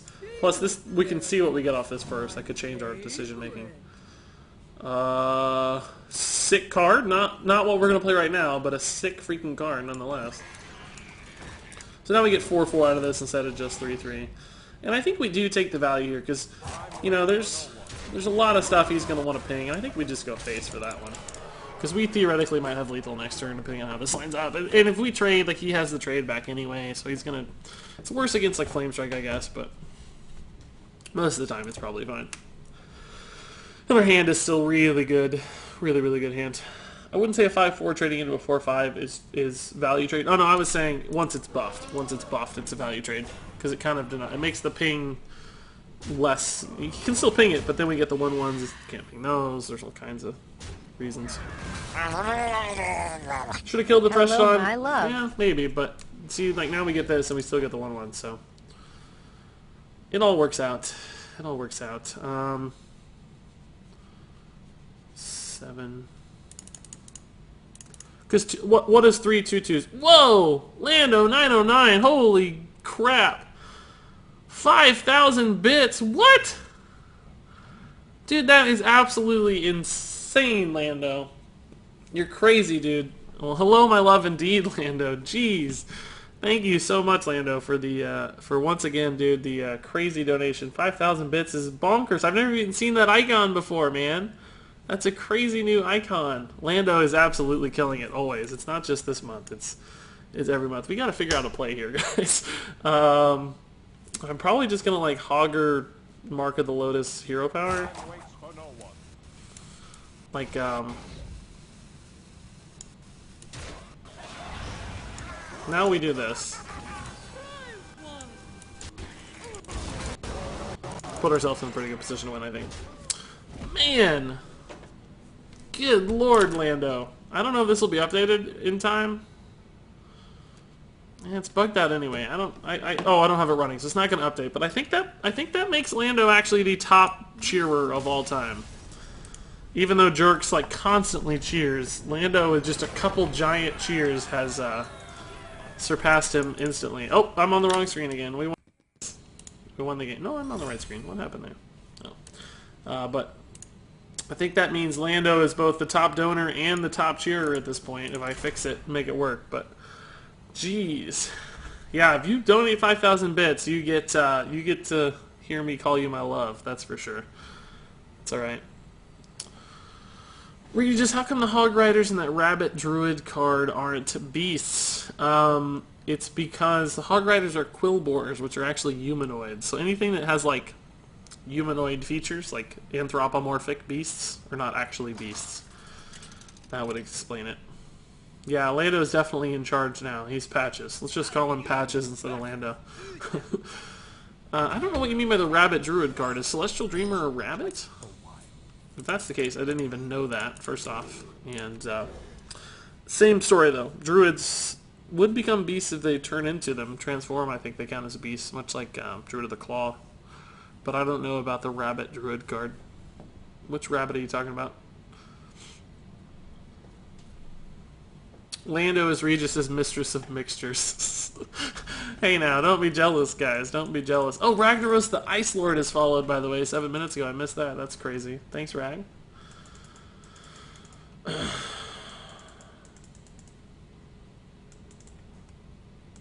Regis, do you think Shares in Corpse Flower is a good card? Yeah, it's a good card. For sure. Is Innervate Sylvan Swarmer actually halfway decent with the Druid hero power? I don't really think it is. I don't think I want to commit to having to hero power every turn just to activate the minion. That seems a little shady. For a second I thought this was a Frozen Throne stream, despite the title, huh? Oh, that no, that's still the right title. I got it. Now that I probably would have. Well, innovating that feels bad too, though, because it's just killing itself faster. I don't think we've had a good innervate target yet.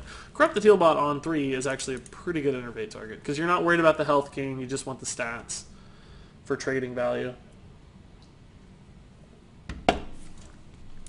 Kept this innervate, but thus far we haven't really done much with it. He has the coin, though.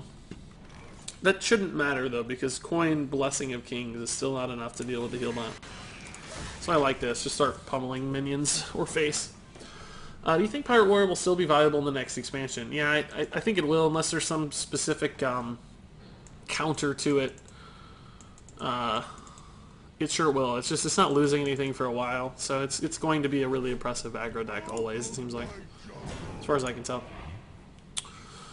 The 4/5 is a rabbit. Oh, the what's the name of that card? Nobody ever plays it, so I don't remember its name. I know which one you're talking about now. I don't know why it's not. It might be one of those rabbits from Pandaria that's not really a beast either. If it has humanoid features, like if it has a face instead of like an animal, right? It's gonna be a humanoid and not a beast. Even if it's like a cute humanoid kind of thing. Thought about the Forbidden Ancient here just as a 4/4, but since we have a decent 3-mana play, I'm going to do that anyway.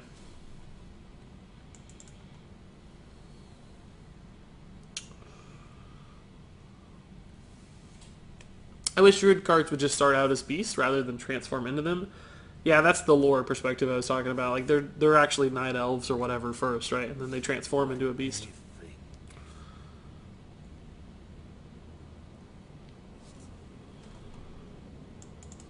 Jerks is smart, man. Jerks is holding on to those bits, waiting for some new Murgles. I'll let you know as soon as it happens, Jerks.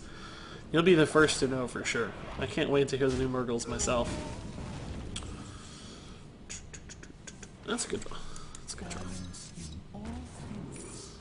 one. Yeah, let's just take the giant dudes over and over again, always. I like that. We actually could have gotten backstab value this turn, but I'm fine with this thing hitting face. I mean, trading. Koala Fishy, man. Thank you for the subscription, the Twitch Prime sub, Koala. Really appreciate it, dude. Welcome. Thanks for hanging out with us, and stay tuned to your Twitch whispers. I got a lot of whispers to send after the stream to the new subs today, so I'll be sending you some additional details and some fun stuff. So thank you in the meantime, Koala, so much, dude.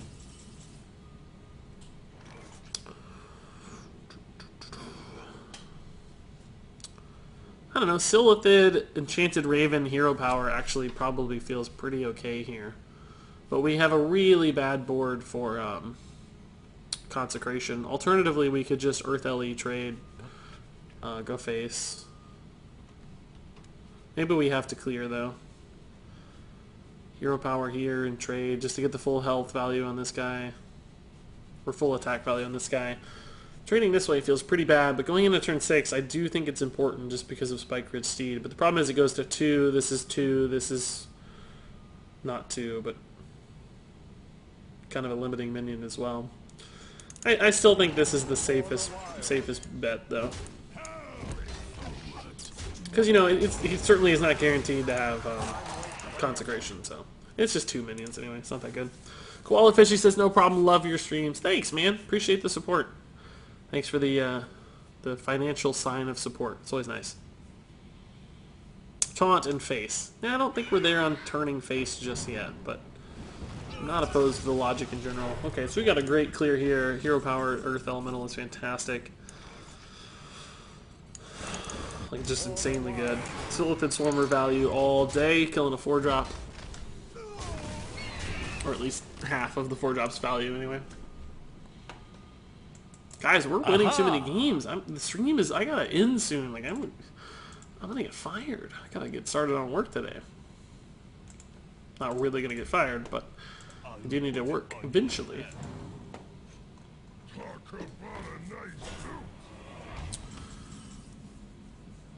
Do you think you'll make a vid about potential Death Knight hero cards? Yeah, I for sure will make that vid. It's coming. It's coming eventually. I think just trade. I don't really want to leave that alive, but yeah, I guess we can kill it too. The problem is the way our hero power is going to line up here.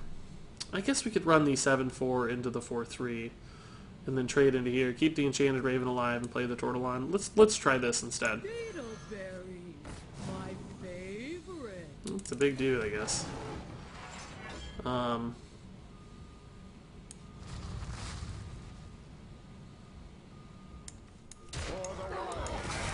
I think I like the way the math works out a little better this way around. We got really good value off that Silithid Swarmer, by the way. That's not always worth it. Regis, what do you do for work? I am a director of marketing for a software development company. Basically, convince people they really want to buy our specific software platform. And then also convince the people that they, or at least help convince the people that they do business with to enjoy it, essentially.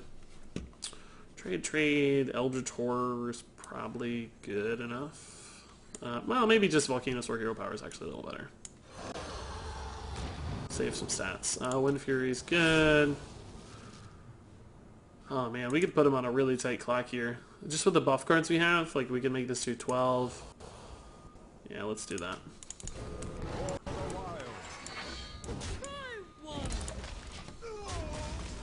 It's also going to make using his weapon a little worse. But if we hit Mark of Yasharaj on this, it's 7, 8, 16 damage, dude, basically. Plus, we can theoretically protect it even if we don't kill him this turn. Really enjoy your streams, it says Sinestro Bow. Learn a lot from your shared thoughts and hit rank 15 for the first time. Congrats, dude, that's awesome. Arena runs 6 and 2 right now. That's fantastic as well, man. You're growing, Sinestro. You're going to be better than me soon, man. No doubt. Do you have any pets? Not at my current home with me and my fiance. But I have like pets at home, you know, like my parents' house. Childhood pets, I guess. A few dogs, essentially. Reporting for duty. Yeah, I still think Ironbark is the right line here. Ooh, although this is awfully intriguing alongside Shinjin. Maybe we just do this instead. It's an 8 mana play. We still get to hero power one of those dudes.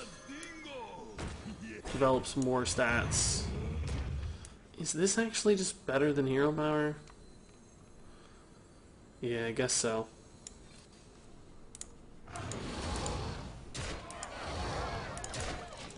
Pretty much has to full clear here. I mean, he could with equality. It's a little risky to do this, but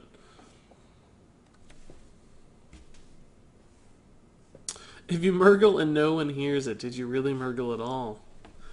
Yeah, I think he still Murgled it. Is your fiance Megan Fox? No, she has weird thumbs. Oh. Thumbs are too weird for me.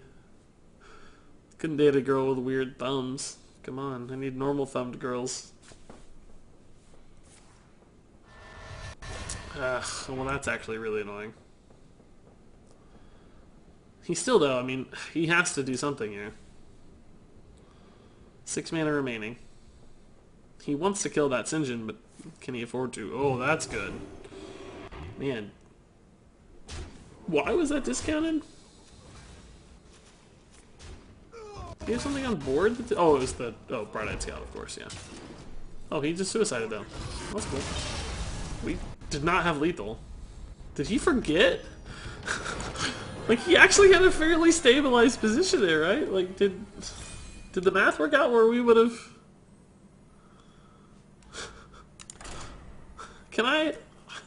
Can somebody do like a logic check on me there? I wasn't really looking that closely at the math, but we did not have a full clear, right? I think his Bright-Eyed Scout would have had 10 health, which we did not have a clean way to get through and kill the 1/1 and kill the 2/6 behind it. I don't think we had lethal. I think we would have had to have some extra damage in hand to kill him, right? Did we have guaranteed lethal? He had 6/9 on board, right? Shouldn't the Bright-Eyed Scout have had 10 health, though? The Scout was 5/6. Oh, it had already been attacked. Oh, okay. Then, yeah, we would have had lethal. We could have traded. Oh, I still feel like... No, we did then. We did. He probably knows better than us. I clearly wasn't watching that closely. Good. I thought he just made a boo-boo. Sometimes I've done that where it's like... You're thinking, oh, I'm going to stabilize here with these taunts. I'm just going to attack with my weapon to clear the board. And it's like, oops, I actually only had 1 health. I'm dead. Whoopsie. That was a whoopsie. I think we'll hold the coin. It's actually fairly valuable here. See, these are turtles, but they're not beasts because they're anthropomorphized. Right? Yeah, we'll try this. Let's see what happens.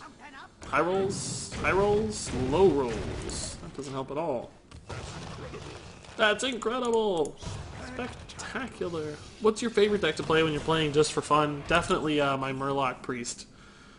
Undoubtedly so. It's not even close. Mark plus Mistress is honestly probably pretty good. It also gives me the chance to roll into that Celestial Dreamer.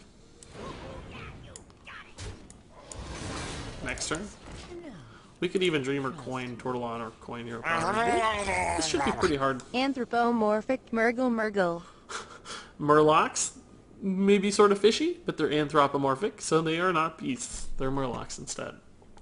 Why aren't dragons beasts? Because dragons are not natural to Azeroth, right? They're sort of Titan creations, I guess, right? Well, sort of. I mean, the Titans gave power to the... No, that's not really accurate. I don't actually know why dragons aren't considered beasts. I guess they have their own classification. Take damage first, so we max our heal. Yeah, dragons are dragons. Like, that's it. That's why. I don't think the fireworks are going to last forever. I think they probably end this week. That's my guess. Pretty good start here, man. And this is a good follow-up, too. We'll take that trade. That's fine. This guy's gotten a sick amount of value already. Already killed a 3-drop. And I guess a totem. We alternatively could go face. But I don't think we need to. It's a good 6-drop too. That's a good 6-drop also. Okay, let's just take as many big dudes as possible. Let's just take the clean trade. We got a really nice board. 8 wins already, right? Like, we're rolling. I don't know how this happened. I'm over time on the stream, but at least we're rolling. Oh, Volcano's a really good answer. We get a good follow-up at least. We'll play the beast too. It's like, even if he hexes it, it's one of those things where it's like, okay, it's not a bad hex. 3 for 6, and you lose the advantageous death rattle, so. Hotspring Guardian's not going to do the trick. I mean, it's going to stall him out, which is good for him, but... Raven plus Arakoa, I think, is fine. Just a ton of stats again.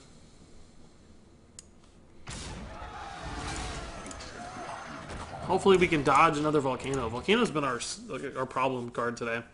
Regis and Lando sitting in a tree. K-I-S-S-I-N-G.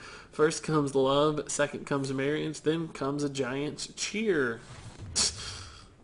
Yeah, that sounds about right, Tel Shiar.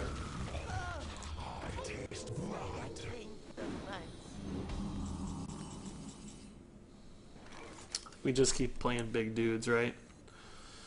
Just keep playing big dudes. Going to town here. Trade where we can for things like Flame Tongue Totem. It's not arbitrary. I'd like to get the face damage in, but the more minions he has out there, the more Flame Tongue rolling value he gets. I swear to God, we haven't even seen... I have not seen a mind control tech in like a week. Well, that was a turn, guys. Jesus.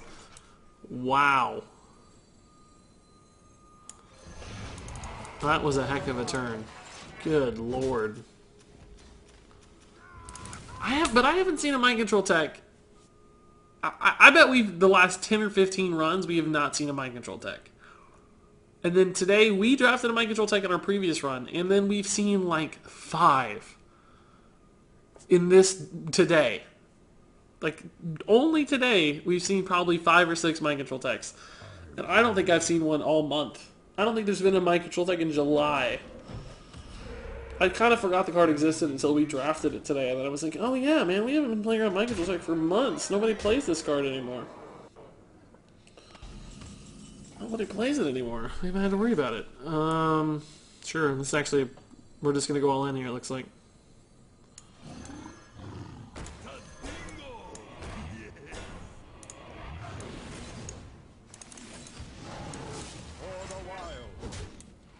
Well, we got what we got, guys. Ooh, forgot about that. I was going to kill that, but I forgot about that card.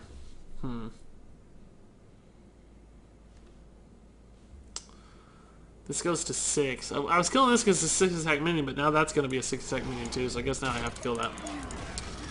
Sucks, because now he gets related trades this way. But, it's alright. This should have 4 health.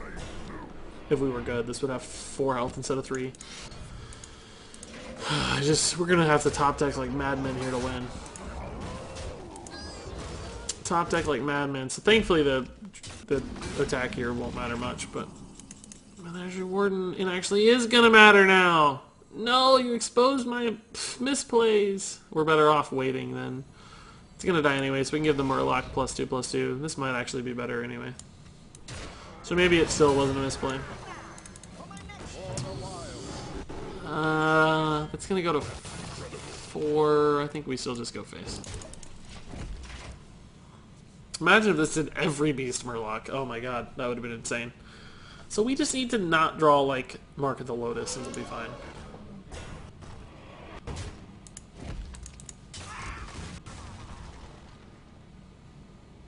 Yeah, take the value trade, of course. You have to, but now that you played a taunt.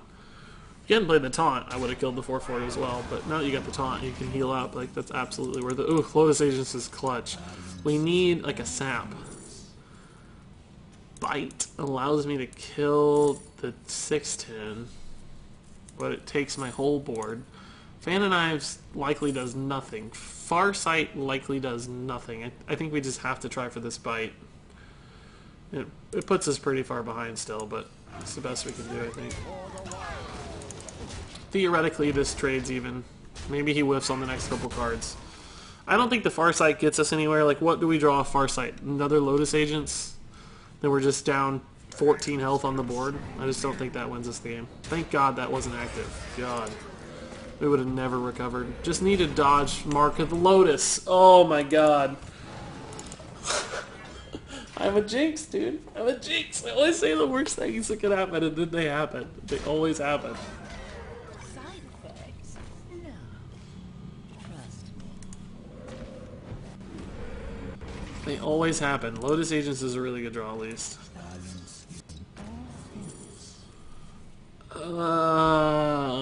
Ancestral Spirit's kind of intriguing, just because that would leave a lot of stats on the board, but I really want to just try for the hallucination instead.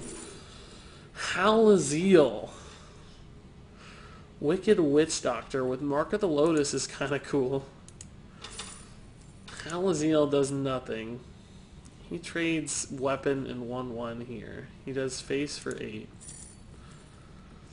I think we gotta go like token Wicked Witch Doctor here, guys.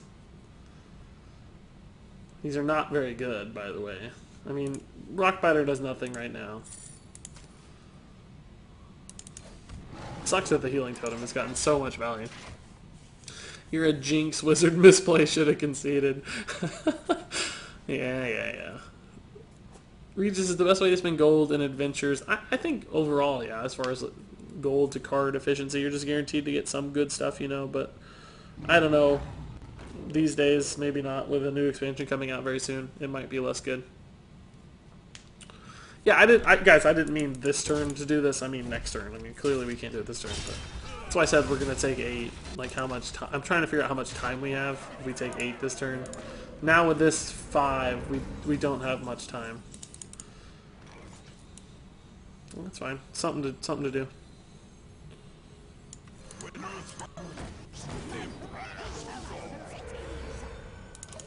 It's probably the best one, really, just because it's the most stats. Most stats there. McNuggets are stronger than love. Man.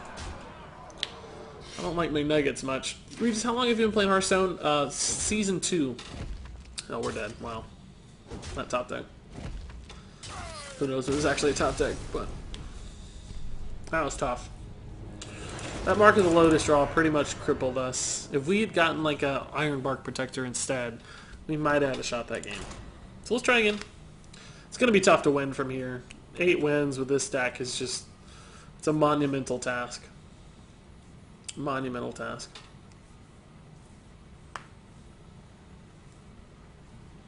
Punish for not going face? No way. The swing turn was crazy.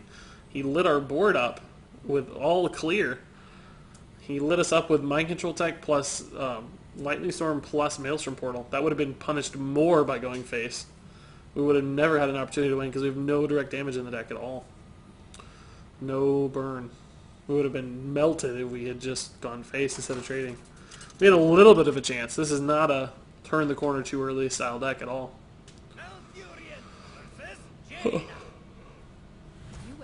If we had a mage with 3 Pyroblasts and 4 Fireballs, yeah, for sure. Power of the Coin, Power of the Wild into Mark of Yasharaj is so strong. I think we just keep this hand. Maybe we toss back the Felorg. Coin, 1, 2, 3, 4. Yeah, I'll take it.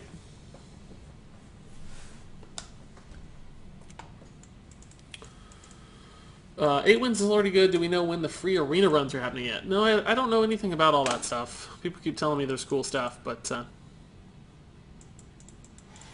don't know. Regis, you were dead to board, was I? 6 plus 11? Aha! 13, 14. I thought we had 1 health left, but maybe not. Can you see the future? Sometimes it certainly feels like it. We have to win this game quickly, guys. We need this to survive. We have to hit the Mark of Yasharaj. We have to curve out perfectly. I just don't think... Yeah, Peter says he was one off. That's what I thought too. He played the Doom hammer to secure lethal, was my understanding. This looks a lot worse against that. Just because, I don't know, it draws me a card and forces him to ping on 3. So I'm actually okay with it still. Let's just do it. If it didn't draw me the card, it would suck, but... FaZe Mango says, hey yo, been a sub on YouTube for a while. Finally got to catch a stream. Love your content. Thank you, FaZe, man. Appreciate it. That's awesome.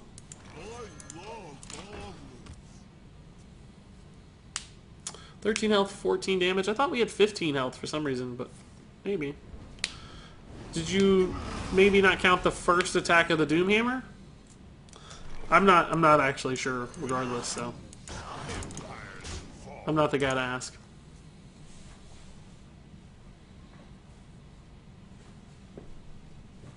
Why would I know my own health? That whole save up for a set before they release it never made sense to me. Most of the time you want to wait 2 or 3 weeks before you craft anything. I say buy the packs of the newest set every time. I'm not sure I understand the distinction that you made there, but... Yeah, I mean, I agree as far as crafting is concerned, you should wait a couple weeks. But buying the new packs is often still good. I mean, there's always been a little bit of power creep. Very rarely has the newest expansion not been better than the previous ones. That actually was the case with TGT. The Grand Tournament was pretty bad. Very, very few good cards in the Grand Tournament. Most of the meta was defined by previous sets cards still. You had 15 health and you had 14 damage on board. Yeah, that was my thought too, based on the turn prior, but I hadn't really paid a lot of attention, admittedly.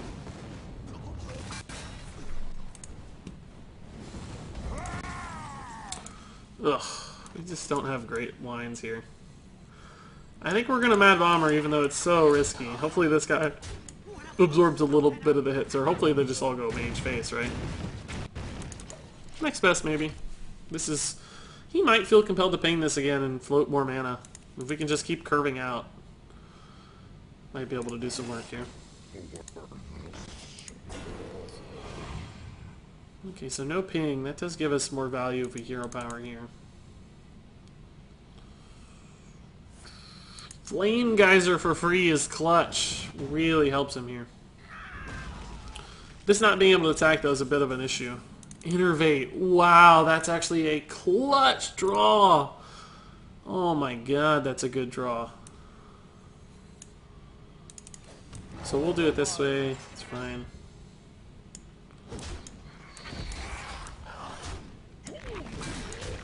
Such a clutch draw. Needs to stay alive. Sure. Glyph Meteor incoming. Yeah, wow. That would suck too.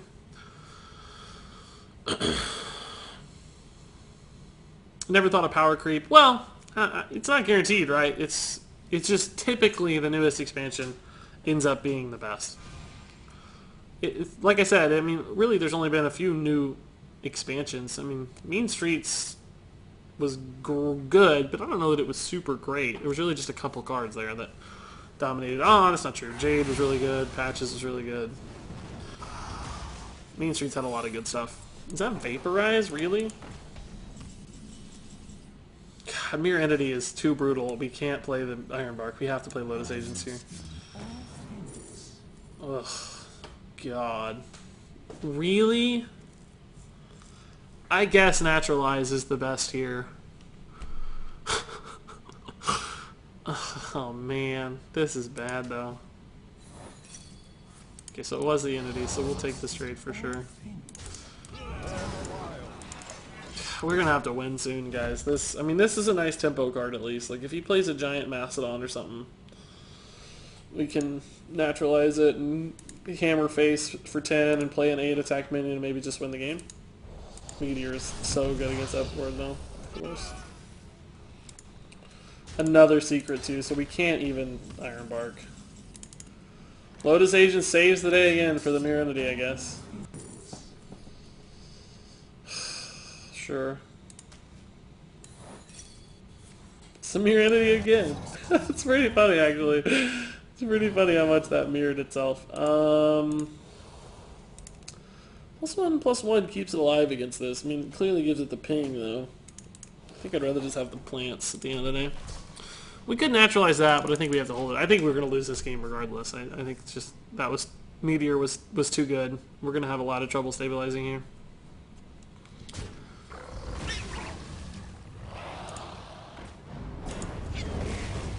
Drake is pretty sick, dude. Wow, he didn't even ping. He just went for that.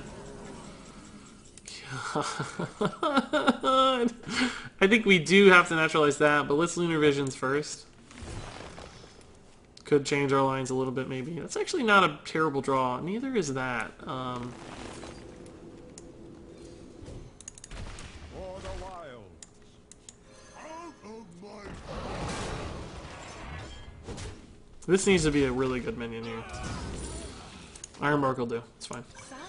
We actually have a shot now. Like he's got 5 cards, but we have the board. We have some good meat in our hand.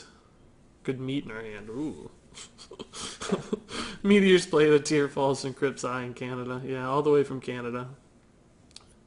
Canada's been getting hit by a lot of meteors this expansion, that's for sure. Canada's getting wrecked by meteors. Oh, Earthshock! No!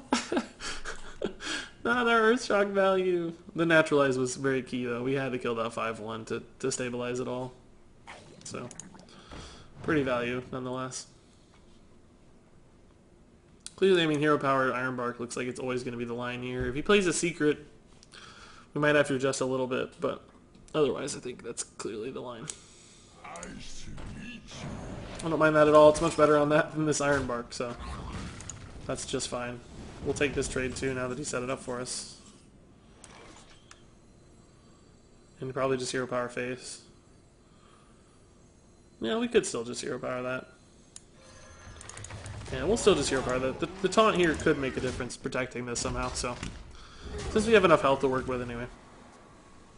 Regis, I want to buy some GVG cards when Wild Shop comes. Me too, man. Me too. There's a lot of good GVG cards. Yeah, it's insane.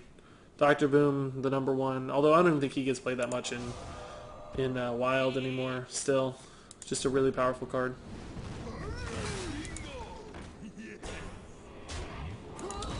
Well, we got another one coming. We do actually have some crazy value with the Menagerie Warden Sheep, though. I don't think it's worth it because it just doesn't line up to trades that well right now, but it's kind of crazy how much value there is there. So he can do 7, keep the Sinjin alive here. If he pings... He didn't ping this, though. Oh, Arcane Missiles. Wow, that's rough. That math is actually really good still, though, for us. I think he whiffed that turn a little bit. He could have guaranteed this worked a little better with ping here, trade the 7 in. Of course, he didn't know. He probably thought 2 were going to hit this. He'd get a trade in the 3/1 for free. Would have been a lot better off that way, but he has to make the trade. Otherwise, I just run into this engine and hero power value. I think he has to take the trade. Regis, are you going to speculate your own DK card? Yeah, I'm going to try to speculate a few of them. That's the plan. I don't have them speculated yet, but that is the plan. We kept the 4/5 alive instead of the taunt. That makes sense, I guess. Seems fine. We lost the value here. We're probably just dead to the board soon, so I think we want to go as wide as we can. Pyroblast doesn't really matter. Just in case this high rolls a future turn, let's save it for now. The Gluttonous Ooze does just as much. I think we're probably just dead to a lot of stuff here.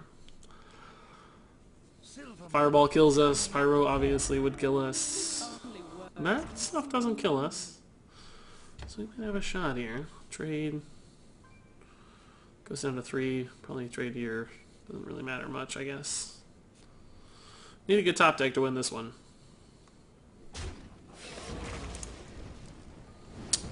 Okay. Cult Master's actually a good draw. Just give me some draw here. Give me something, give me something. Nesting Rock's pretty good. Had to play it first just to get the taunt. Protects my health quite a bit.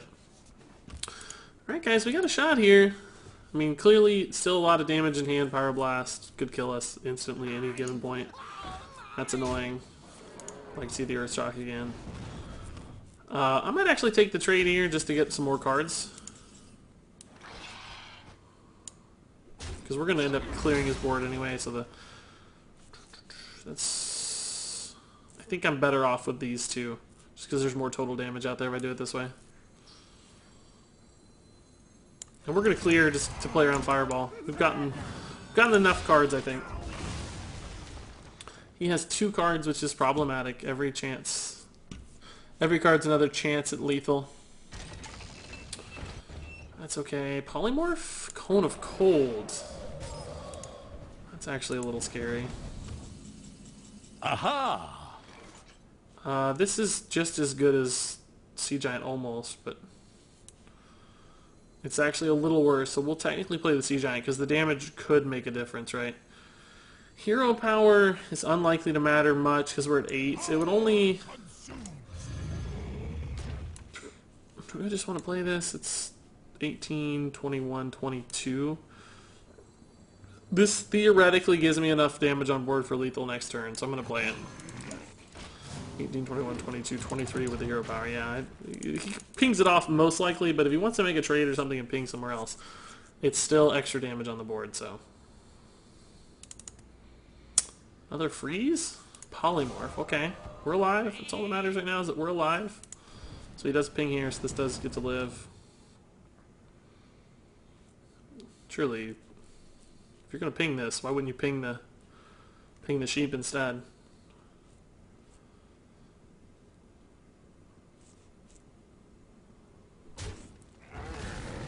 Okay, that's fine. We'll just take this trade. We should have lethal next turn regardless, so this should be okay.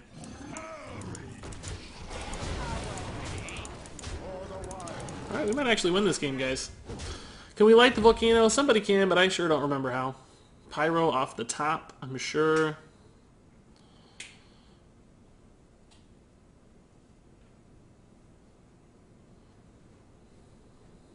No, we win. Cool. We do, right? 8, 10, 11, 12. Yeah, we have it. Okay. And that'll sure seal the deal.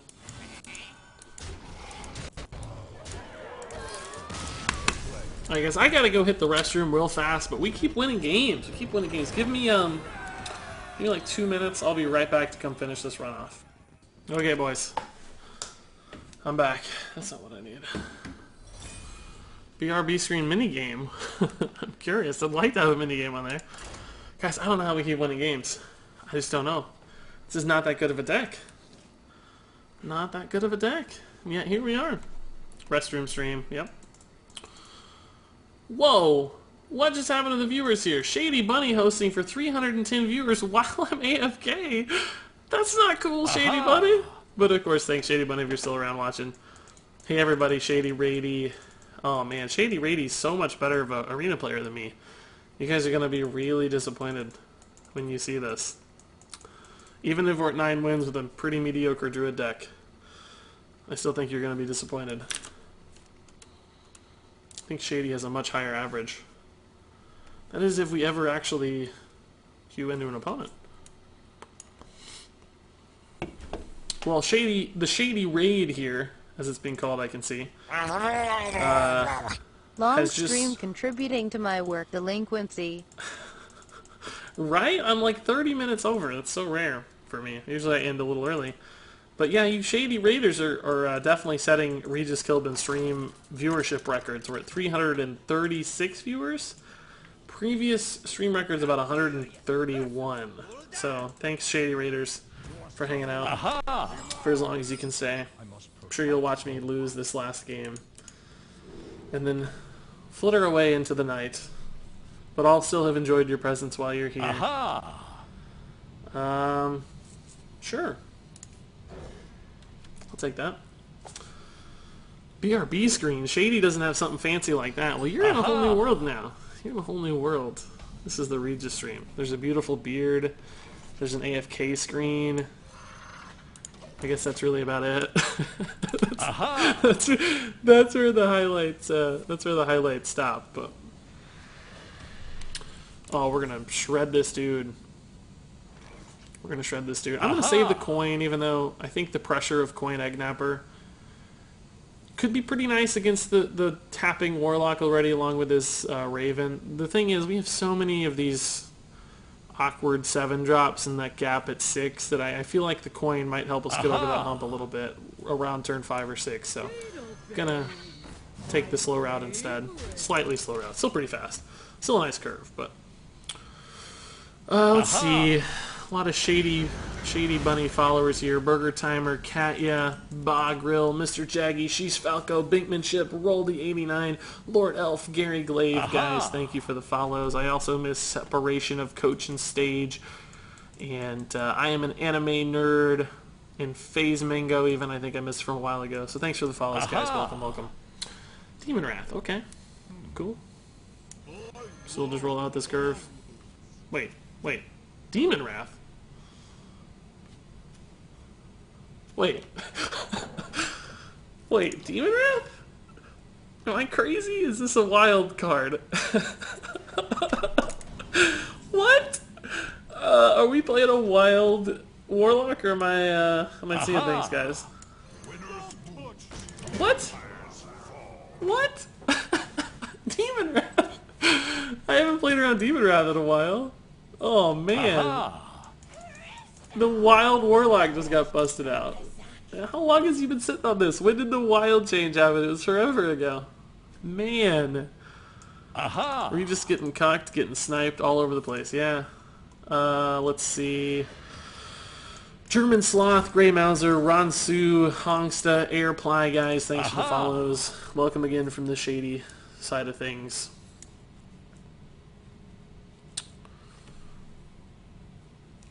Kind of want to deal with that Drake, but I also just really like hitting this guy in the face for 6 and continuing to develop a more defensive board with the Nesting Rock here. It's a little risky with things like Hellfire out there. Shadow Flame is also always a consideration to make, but he'd have a pretty hard Shadow Flame here because he wouldn't be able to trade and then Shadow Flame. It'd still be pretty wonky.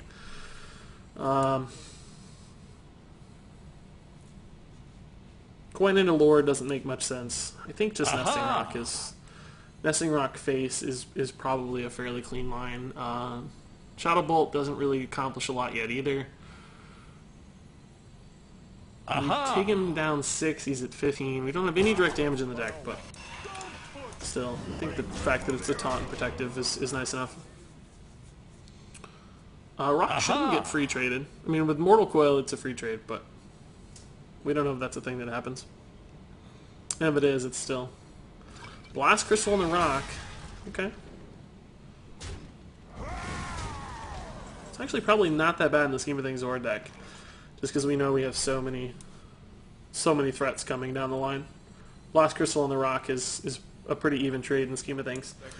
I think since he showed nothing there, that this 5 health might actually line up fairly well. Dwayne the Rock Johnson, yeah. Is it too much to ask to disable sound for followers? We might have to, just because of the shady bunny spam fest that's happening. I'm fine with that for a minute. Because the shady bunny lovers found the beard. They're here to stay. They found the beard and now they gotta follow. Ooh, that hurts. That really hurts. Him, not me. It feels good for me. It feels great for me. I think a 7/7 again, just enough pressure here to really hurt. Going into 7, we're not on Twisting Nether yet. Take him to 9. We could innervate an even bigger one, but I think that flexibility to innervate is too nice to pass up. Pretty soon our hero power is going to be able to whittle this guy down. Why isn't Egg Napper a beast? Oh my god, guys. Guys, we've gone over this. It's a humanoid. I think you know, Mew. I think you're being sneaky, dude. It's humanoid. It's anthropomorphic. It's not a beast. Oh, cool. Concede. We didn't have it. Maybe we had it. I think we had it with Menagerie Warden, right? Are those beasts? I think those are beasts. So I think we did actually have it with Menagerie Warden. I don't know how we're at 10 wins, guys. We're 30 minutes over stream. What I thought was a pretty mediocre Dragon deck. By the way, Smokey, if you're still watching, it looks like Smokey in my friends list just opened a Golden Calamos. So that's great, Smokey. That's amazing. But I don't know how we did it. Double-digit deck here. Who knew? Are you planning on making a guide on deck archetypes and what classifies a card as slow? Not specifically. Not specifically that exact thing, but I like where you're thinking. Easy 10 and 2. Druid deck, of all things. Shady's never gone 10 wins. Yeah, right. Shady's a really good arena player. I'm not that dumb. This deck looks very strange. Yeah, it is. It's somehow 10 wins nonetheless. This guy goes face. Good choice for host, Shady. Does Shady go face a lot in Arena too? That would not always be the case for me, by the way. We've actually been trading a lot in this deck. I just felt like with a Warlock, since we got off such a fast start, that the face plan made a little bit more sense. Regis, you think Lich King will have Battlecry summon 6 ice creams? Yeah, obviously, based on the trailer we saw, it's practically a card reveal. So he's going to summon 3 little kids to eat ice cream. It's going to be the best best card in the game. Regis, I just heard Menagerie Warden in my ears. Menagerie Warden in my ears. I don't know what that means, but congrats, I guess. God, it's taking forever to queue into matches here. Regis, when is the Hero Card Predictions vid coming out? Oh, man, I don't know, guys. You guys are really tough with the video schedule lately. Like, come on. I don't know what the schedule's always.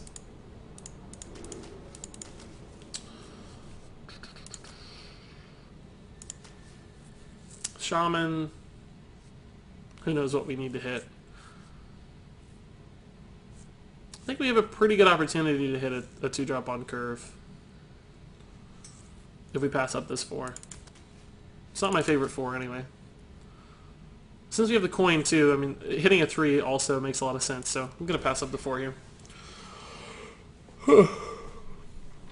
At least the Paladin Mage Warlock Office vids were kind of funny. Yeah, they've all been kind of funny, guys. Like, it's really hard. I mean, think about, like, the marketing agency they hired for this, right? Think about that. Like, some marketing agency has to come in and determine an audience and what that audience is going to like, and they don't necessarily know the lore that well. Blizzard's trying to work with them to find something cool. It's really hard to make those things good. The fact that they get even remotely close half the time is a really good sign. 1 health against a Shaman. Maelstrom Portal's a risk. On 3, he floats a mana. He gets a 1 mana minion. We follow up with Egg Napper. Doesn't trade that well. Follow up with Mad Bomber, Coin, Tortolon, though. It probably lines up pretty well. Well, let's do it. There's a chance it lives as a pretty annoying 4/1, since there's no default ping for Shaman. He only has 4 cards in hand. And we get to draw a card anyway, so it's not like we're wasting it. It's one of our few cycle opportunities on Mark in this deck. So I think it's worth. Yeah, the Guac Boy stuff was bad. That was god-awful. Like, they really failed on those. I don't think they understood their audience at all. They really whiffed on the Guac Boy stuff specifically, but... Well, that's a good answer. Power of the Wild. Yeah, let's do it. Let's do it. Let's Power the Wild it. It's a 5/1 now. He still doesn't have an answer to it. Sure. Ooh, him it's intriguing.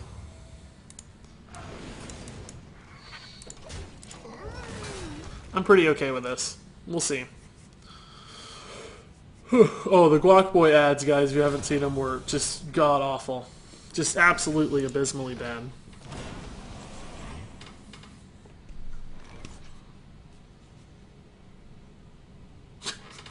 We could really try to high roll a bomber here, but I think that's a fine trade. We've gotten a lot out of this Enchanted Raven already, right? It's already killed. This will be the third minion it's killed.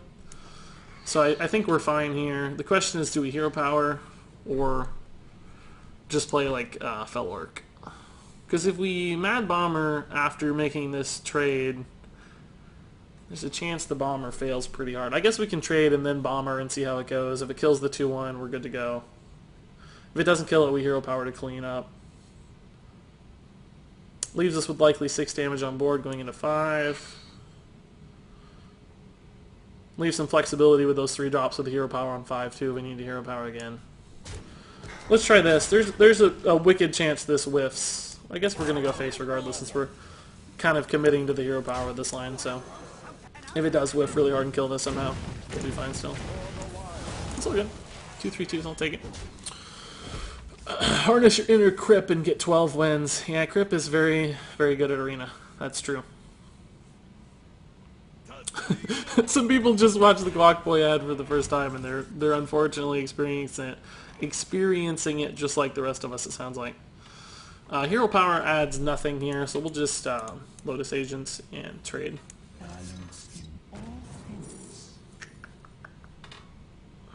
I think Shadow Strike is better on average. I don't think we're going to need the heal on Feral Rage. Like, the flexibility here is nice because you can use it on stuff that's not an undamaged character. So, you know, face, minions that have been traded into. But ultimately, I think Shadow Strike is just the most efficient of all these cards.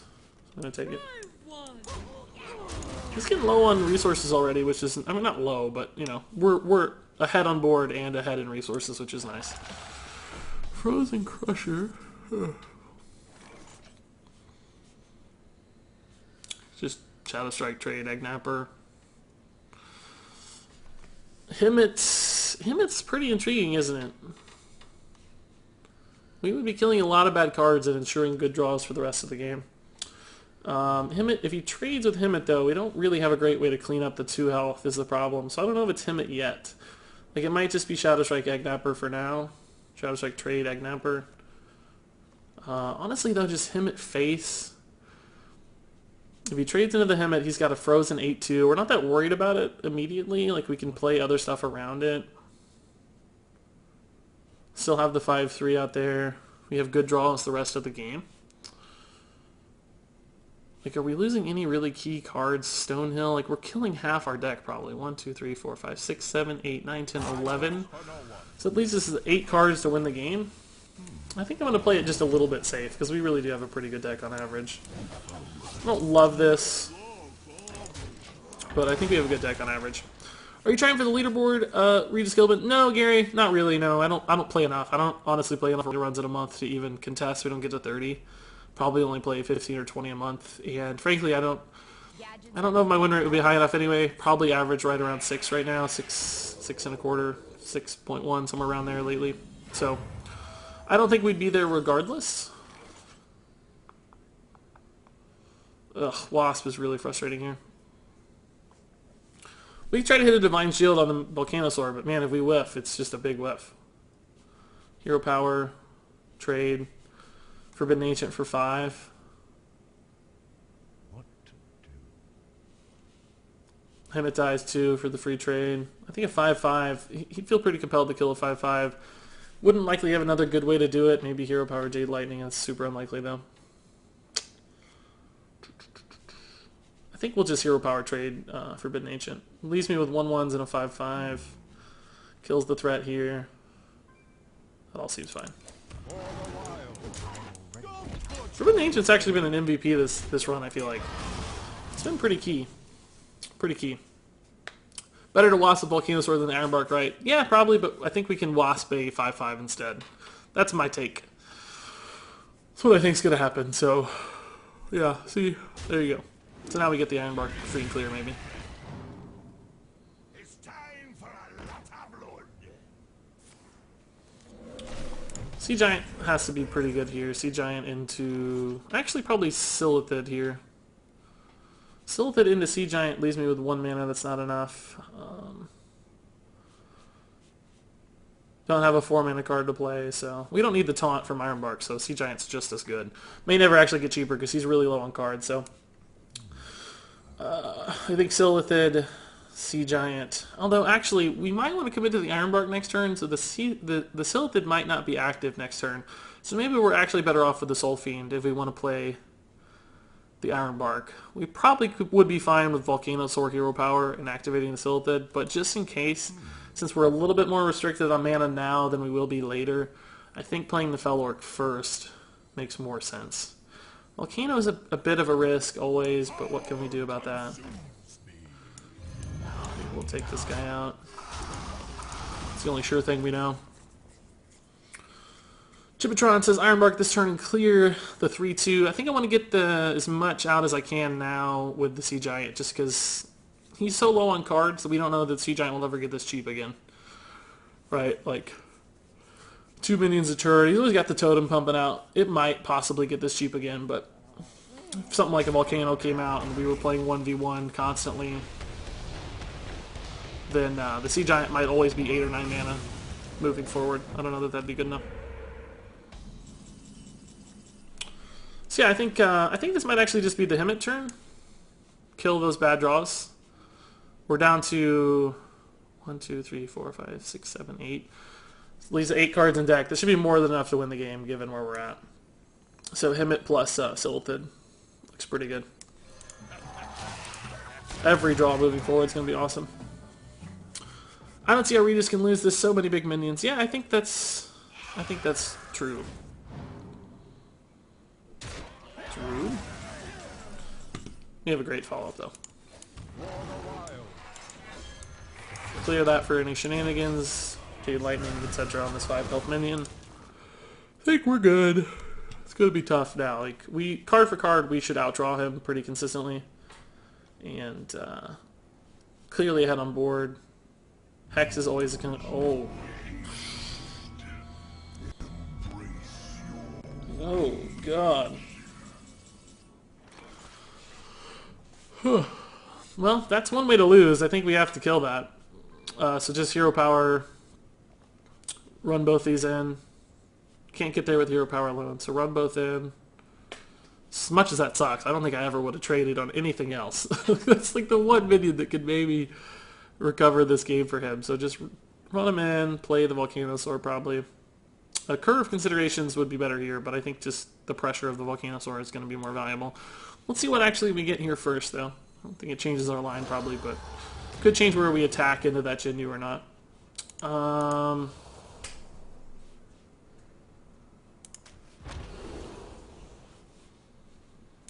Sure. I don't know.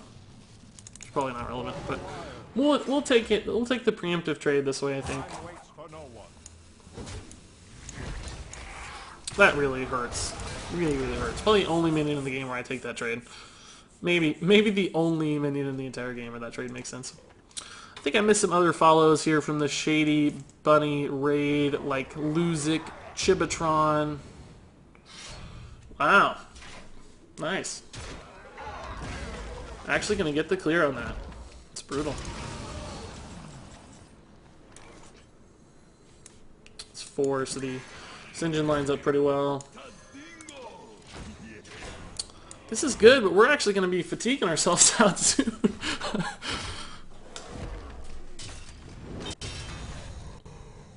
Stormforged Axe. Face for 9. Do we take this trade? I think we have to take this trade, though, because of the axe here. So we'll probably just Cult Master first. Take that trade. Go face for 6. It looks like. Taunt up with Stegodon, Hero Power. Lunar Visions is intriguing. God, do we even want to draw that many cards? Guess we have to try. Just overwhelm him all at once. Fatigue out, but overwhelm him before it matters, right? Menagerie doesn't make much difference, it looks like.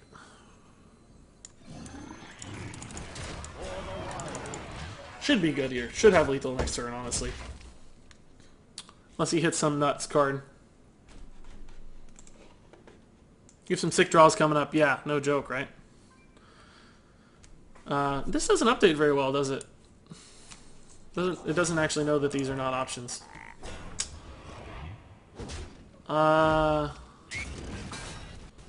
That's not a terrible choice, I guess. He gets the heal. I think maybe I still would have hexed this. I don't know. I guess he's hoping for the heal here too, but I don't think that's quite as likely.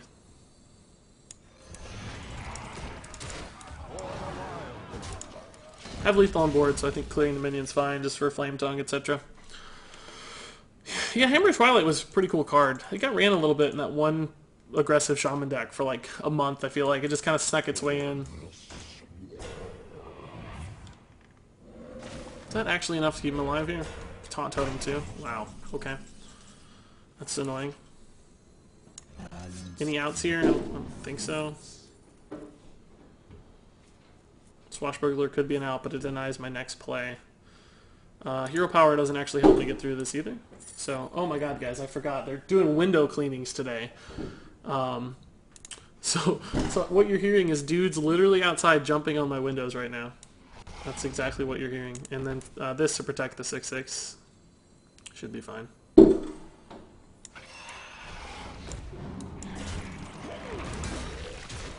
Still don't see how we lose. We got one card left to work with, but Swashbuckler just gives me the most. The reason I picked Swashbuckler instead of Listed Dreamers just because it gives potential for like direct damage. There's all kinds of crazy high roll potentials and stuff, right?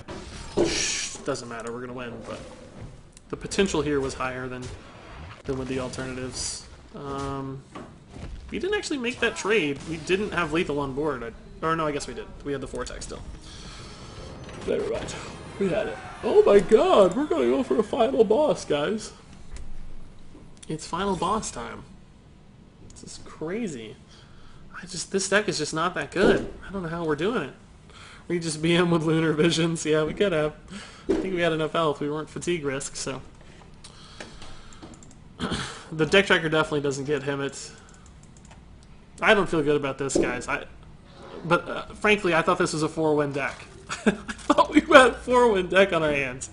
So, I don't know. The last time we got 12-0, I thought we had a 5-win deck too. Like, the last 2 good runs, we've had weird decks. That's for sure. Ugh. This is sort of a greedy keep, but it's enticing. A 4/4 on 2 feels pretty good against Paladin, I think. You hate that you lose the mark, the draw, because the Arcane's going to be pretty empty without the coin. We could hit a really bad range. Maybe I toss back this Ooze. Maybe I toss back the Ooze. Clearly it's great against Paladin, but I think we want it later. The only early weapon we'd really want to use this against is probably the buff one. I don't think we'd even want to use it against Rallying Blade. Maybe we just toss this back, because we'd probably end up wanting to hold it on 3 anyway, so let's look for something a little greedier.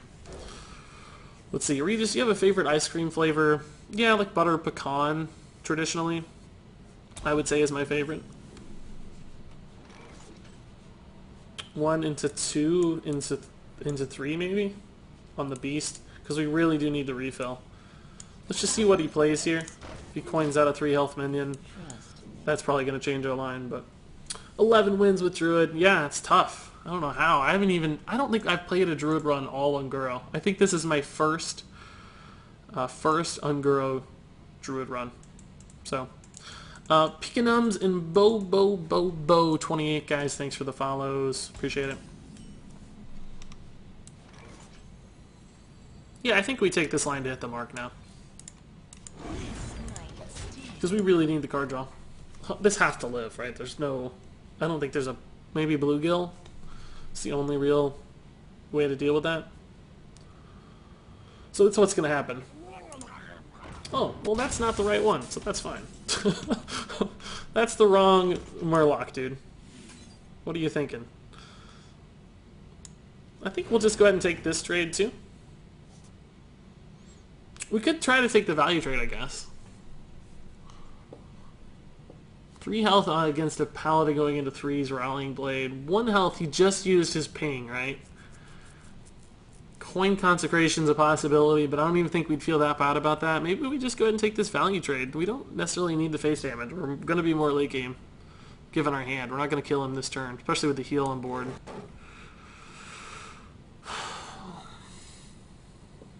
We play against Coin Consecration by trading it all. Or, excuse me, Coin Blessing of Kings. Or Silver Moon Portal. Let's do it. He just used his ping. He just used his ping. Let's do it. Rallying Blade's the same regardless, so... Coin into True Silver? Yeah, that's totally fine. That was going to happen anyway. So we made the right call there.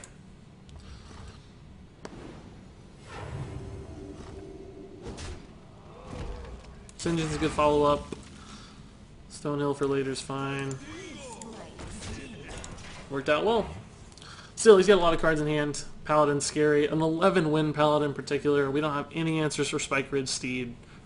We pretty much have to get out way ahead of him for Spike Ridge. I think it's the only chance we have. What on earth is that? Hammer? Yeah, hammer. Okay. It's fine. It's very slow. It's giving me time. I don't really, unfortunately, have a great way to develop. I think just Amani Dreamer is okay. Silithid Amani is also probably fine. Going into 6, we're not likely to hit a... There's no 6-drop. We might hit a 5-drop that makes the Silithid unactive, but the Dreamer does have more potential to roll high later on, so... Let's try to make this work. In other words, we're very likely, I think, to be able to hero power here and actually accomplish something next turn. Depression 420, and Feds 94, guys. Thanks for the follows. Appreciate it. Man, a lot of the Shady Bunny raid has held on here. You guys are still hanging out. I think Tolvir hero power trade is fine. Trade. This is gonna die eventually, so we can't try to keep it alive. We're not gonna be able to cheese that health total out. It's not like Corrupted where you might be able to, and it might make sense to do so.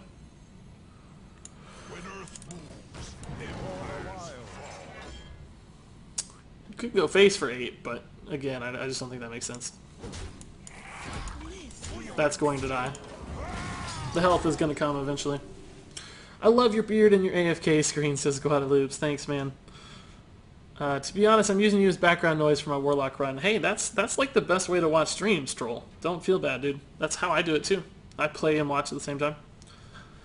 I like Savitz and Tice for background noise personally.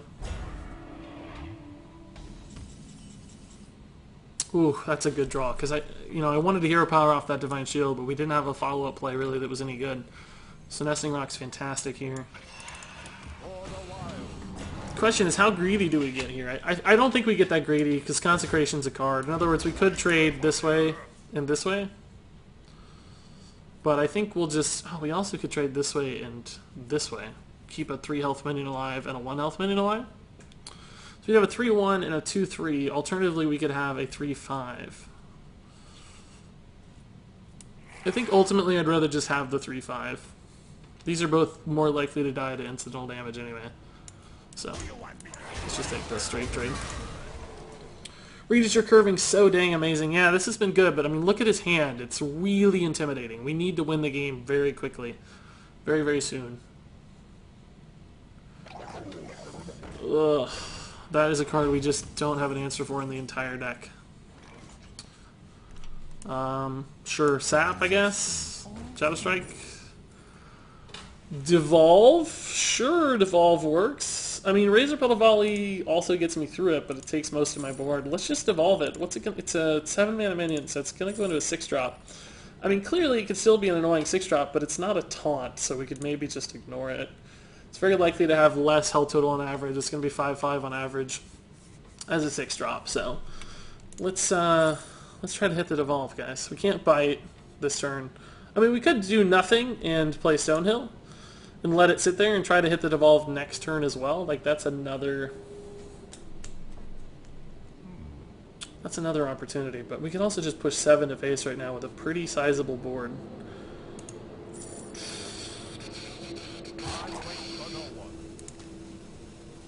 The question is, do we do it now or do we do it next turn? This plays into Mind Control Tech once again. We've been burned enough today, though, that I don't know that that's a huge risk. Quality Consecration's a play. I kind of want to get greedy with this Devolve, guys. I think I'm going to get greedy with the Devolve gets worse, though, later. Oh, shoot. Did I get that attack off? I hope so. queued that attack! Bull! Oh, God. That's bad. That's really bad. Oh, boy. I tried to attack face there, for the record, not the dragon. Okay, well, at least we do have a clear for the dragon. That's good news.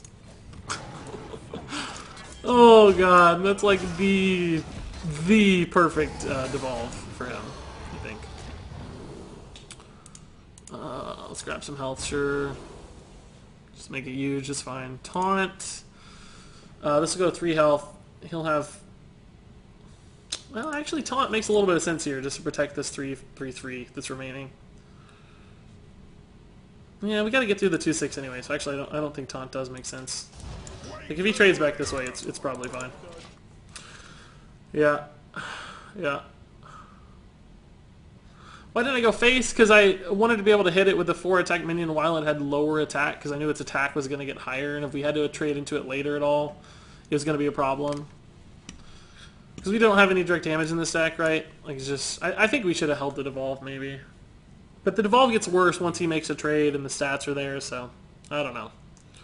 I don't know. That was still a gross... With the Spike Rich Seed in particular, Scaled Nightmare gets pretty gross. You're very scary very fast. You escalate that doubling really quickly. It takes a lot of damage to play that card, at least. We don't have any swipes in our deck. How on earth do we not have a swipe yet? Sea Giant. Oh my god, that's gonna be a cheap Sea Giant, dude. So let's Stonehill first, because it's still gonna make the Sea Giant cheap. Let's see what we get here. Hired Gun is pretty cheap. If we actually Hired Gun and Celestial Dreamer, we can play everything, right? I guess we can actually do the same for Sinjin, though. Sinjin plus Celestial Dreamer is 7. This goes down to 0. Yeah, let's just play everything.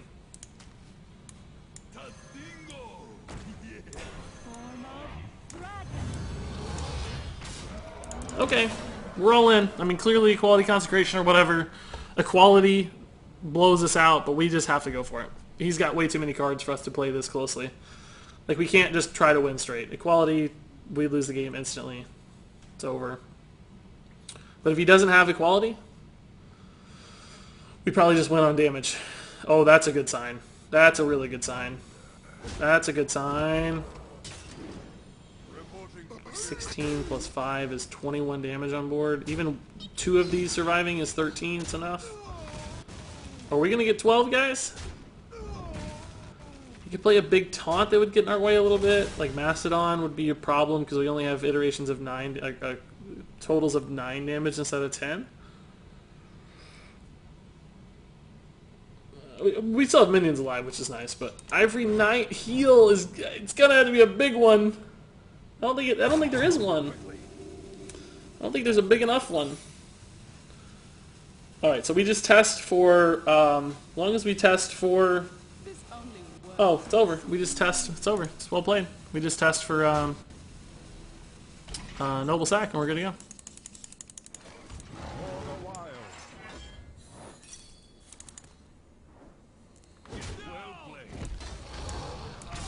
Even with the misplays, even with the bad luck, still hit the 12, guys. What? I'm an hour over time right now, guys. I'm an hour over stream just to hit this crazy arena run. What? What?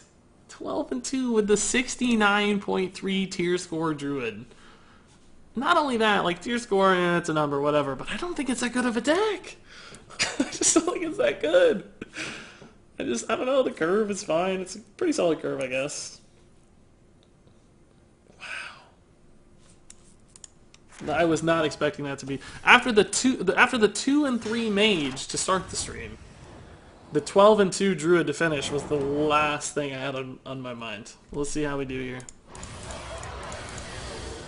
Oh, wow. Wow. Wow, that's actually great rewards, too. 300, or no, 400 gold, right? Yeah, 400 gold and 2 packs. Boys. 12 win hypes from Jerks. Thanks, Jerks, man. By the way, guys, I have announcements turned off just because there was a lot of follows coming through from the Shady Bunny host. Much love to the Shady Bunny folks. I'm glad you guys got to see the 12 wins here. Doesn't happen every day on Regis. Might on Shady, who knows, but still, every once in a while. I've had 4, 5, 6, maybe 12 win runs in the last month. Thanks, Sheesh Falco, for the 12 wins hype. Yeah, I'm going to open the packs, guys. Don't worry. I'm going to open the packs, and I got to call it quits on this stream, which is sad because there's 250 people watching on Twitch, which is clearly a decisive record, but still I got work to do. Got a full work day ahead of me. Got to pay the bills. Nothing exciting there. Mean Streets, here we go. Top this arena run off with a beautiful, shiny new orange. Nope, no luck. No luck, guys, no luck. Okay. And there you go, 12 wins, unbelievably. Druid is terrible in Arena traditionally. I don't think that deck was very good, and yet somehow, magically, I managed to get to 12 wins anyway. I feel pretty lucky. Maybe a little bit of skill, but I think mostly luck, let's be honest. So if you guys have any thoughts, comments, questions on this deck, of course, leave them in the comments below. But until then, thank you so much for watching, and until next time, game on.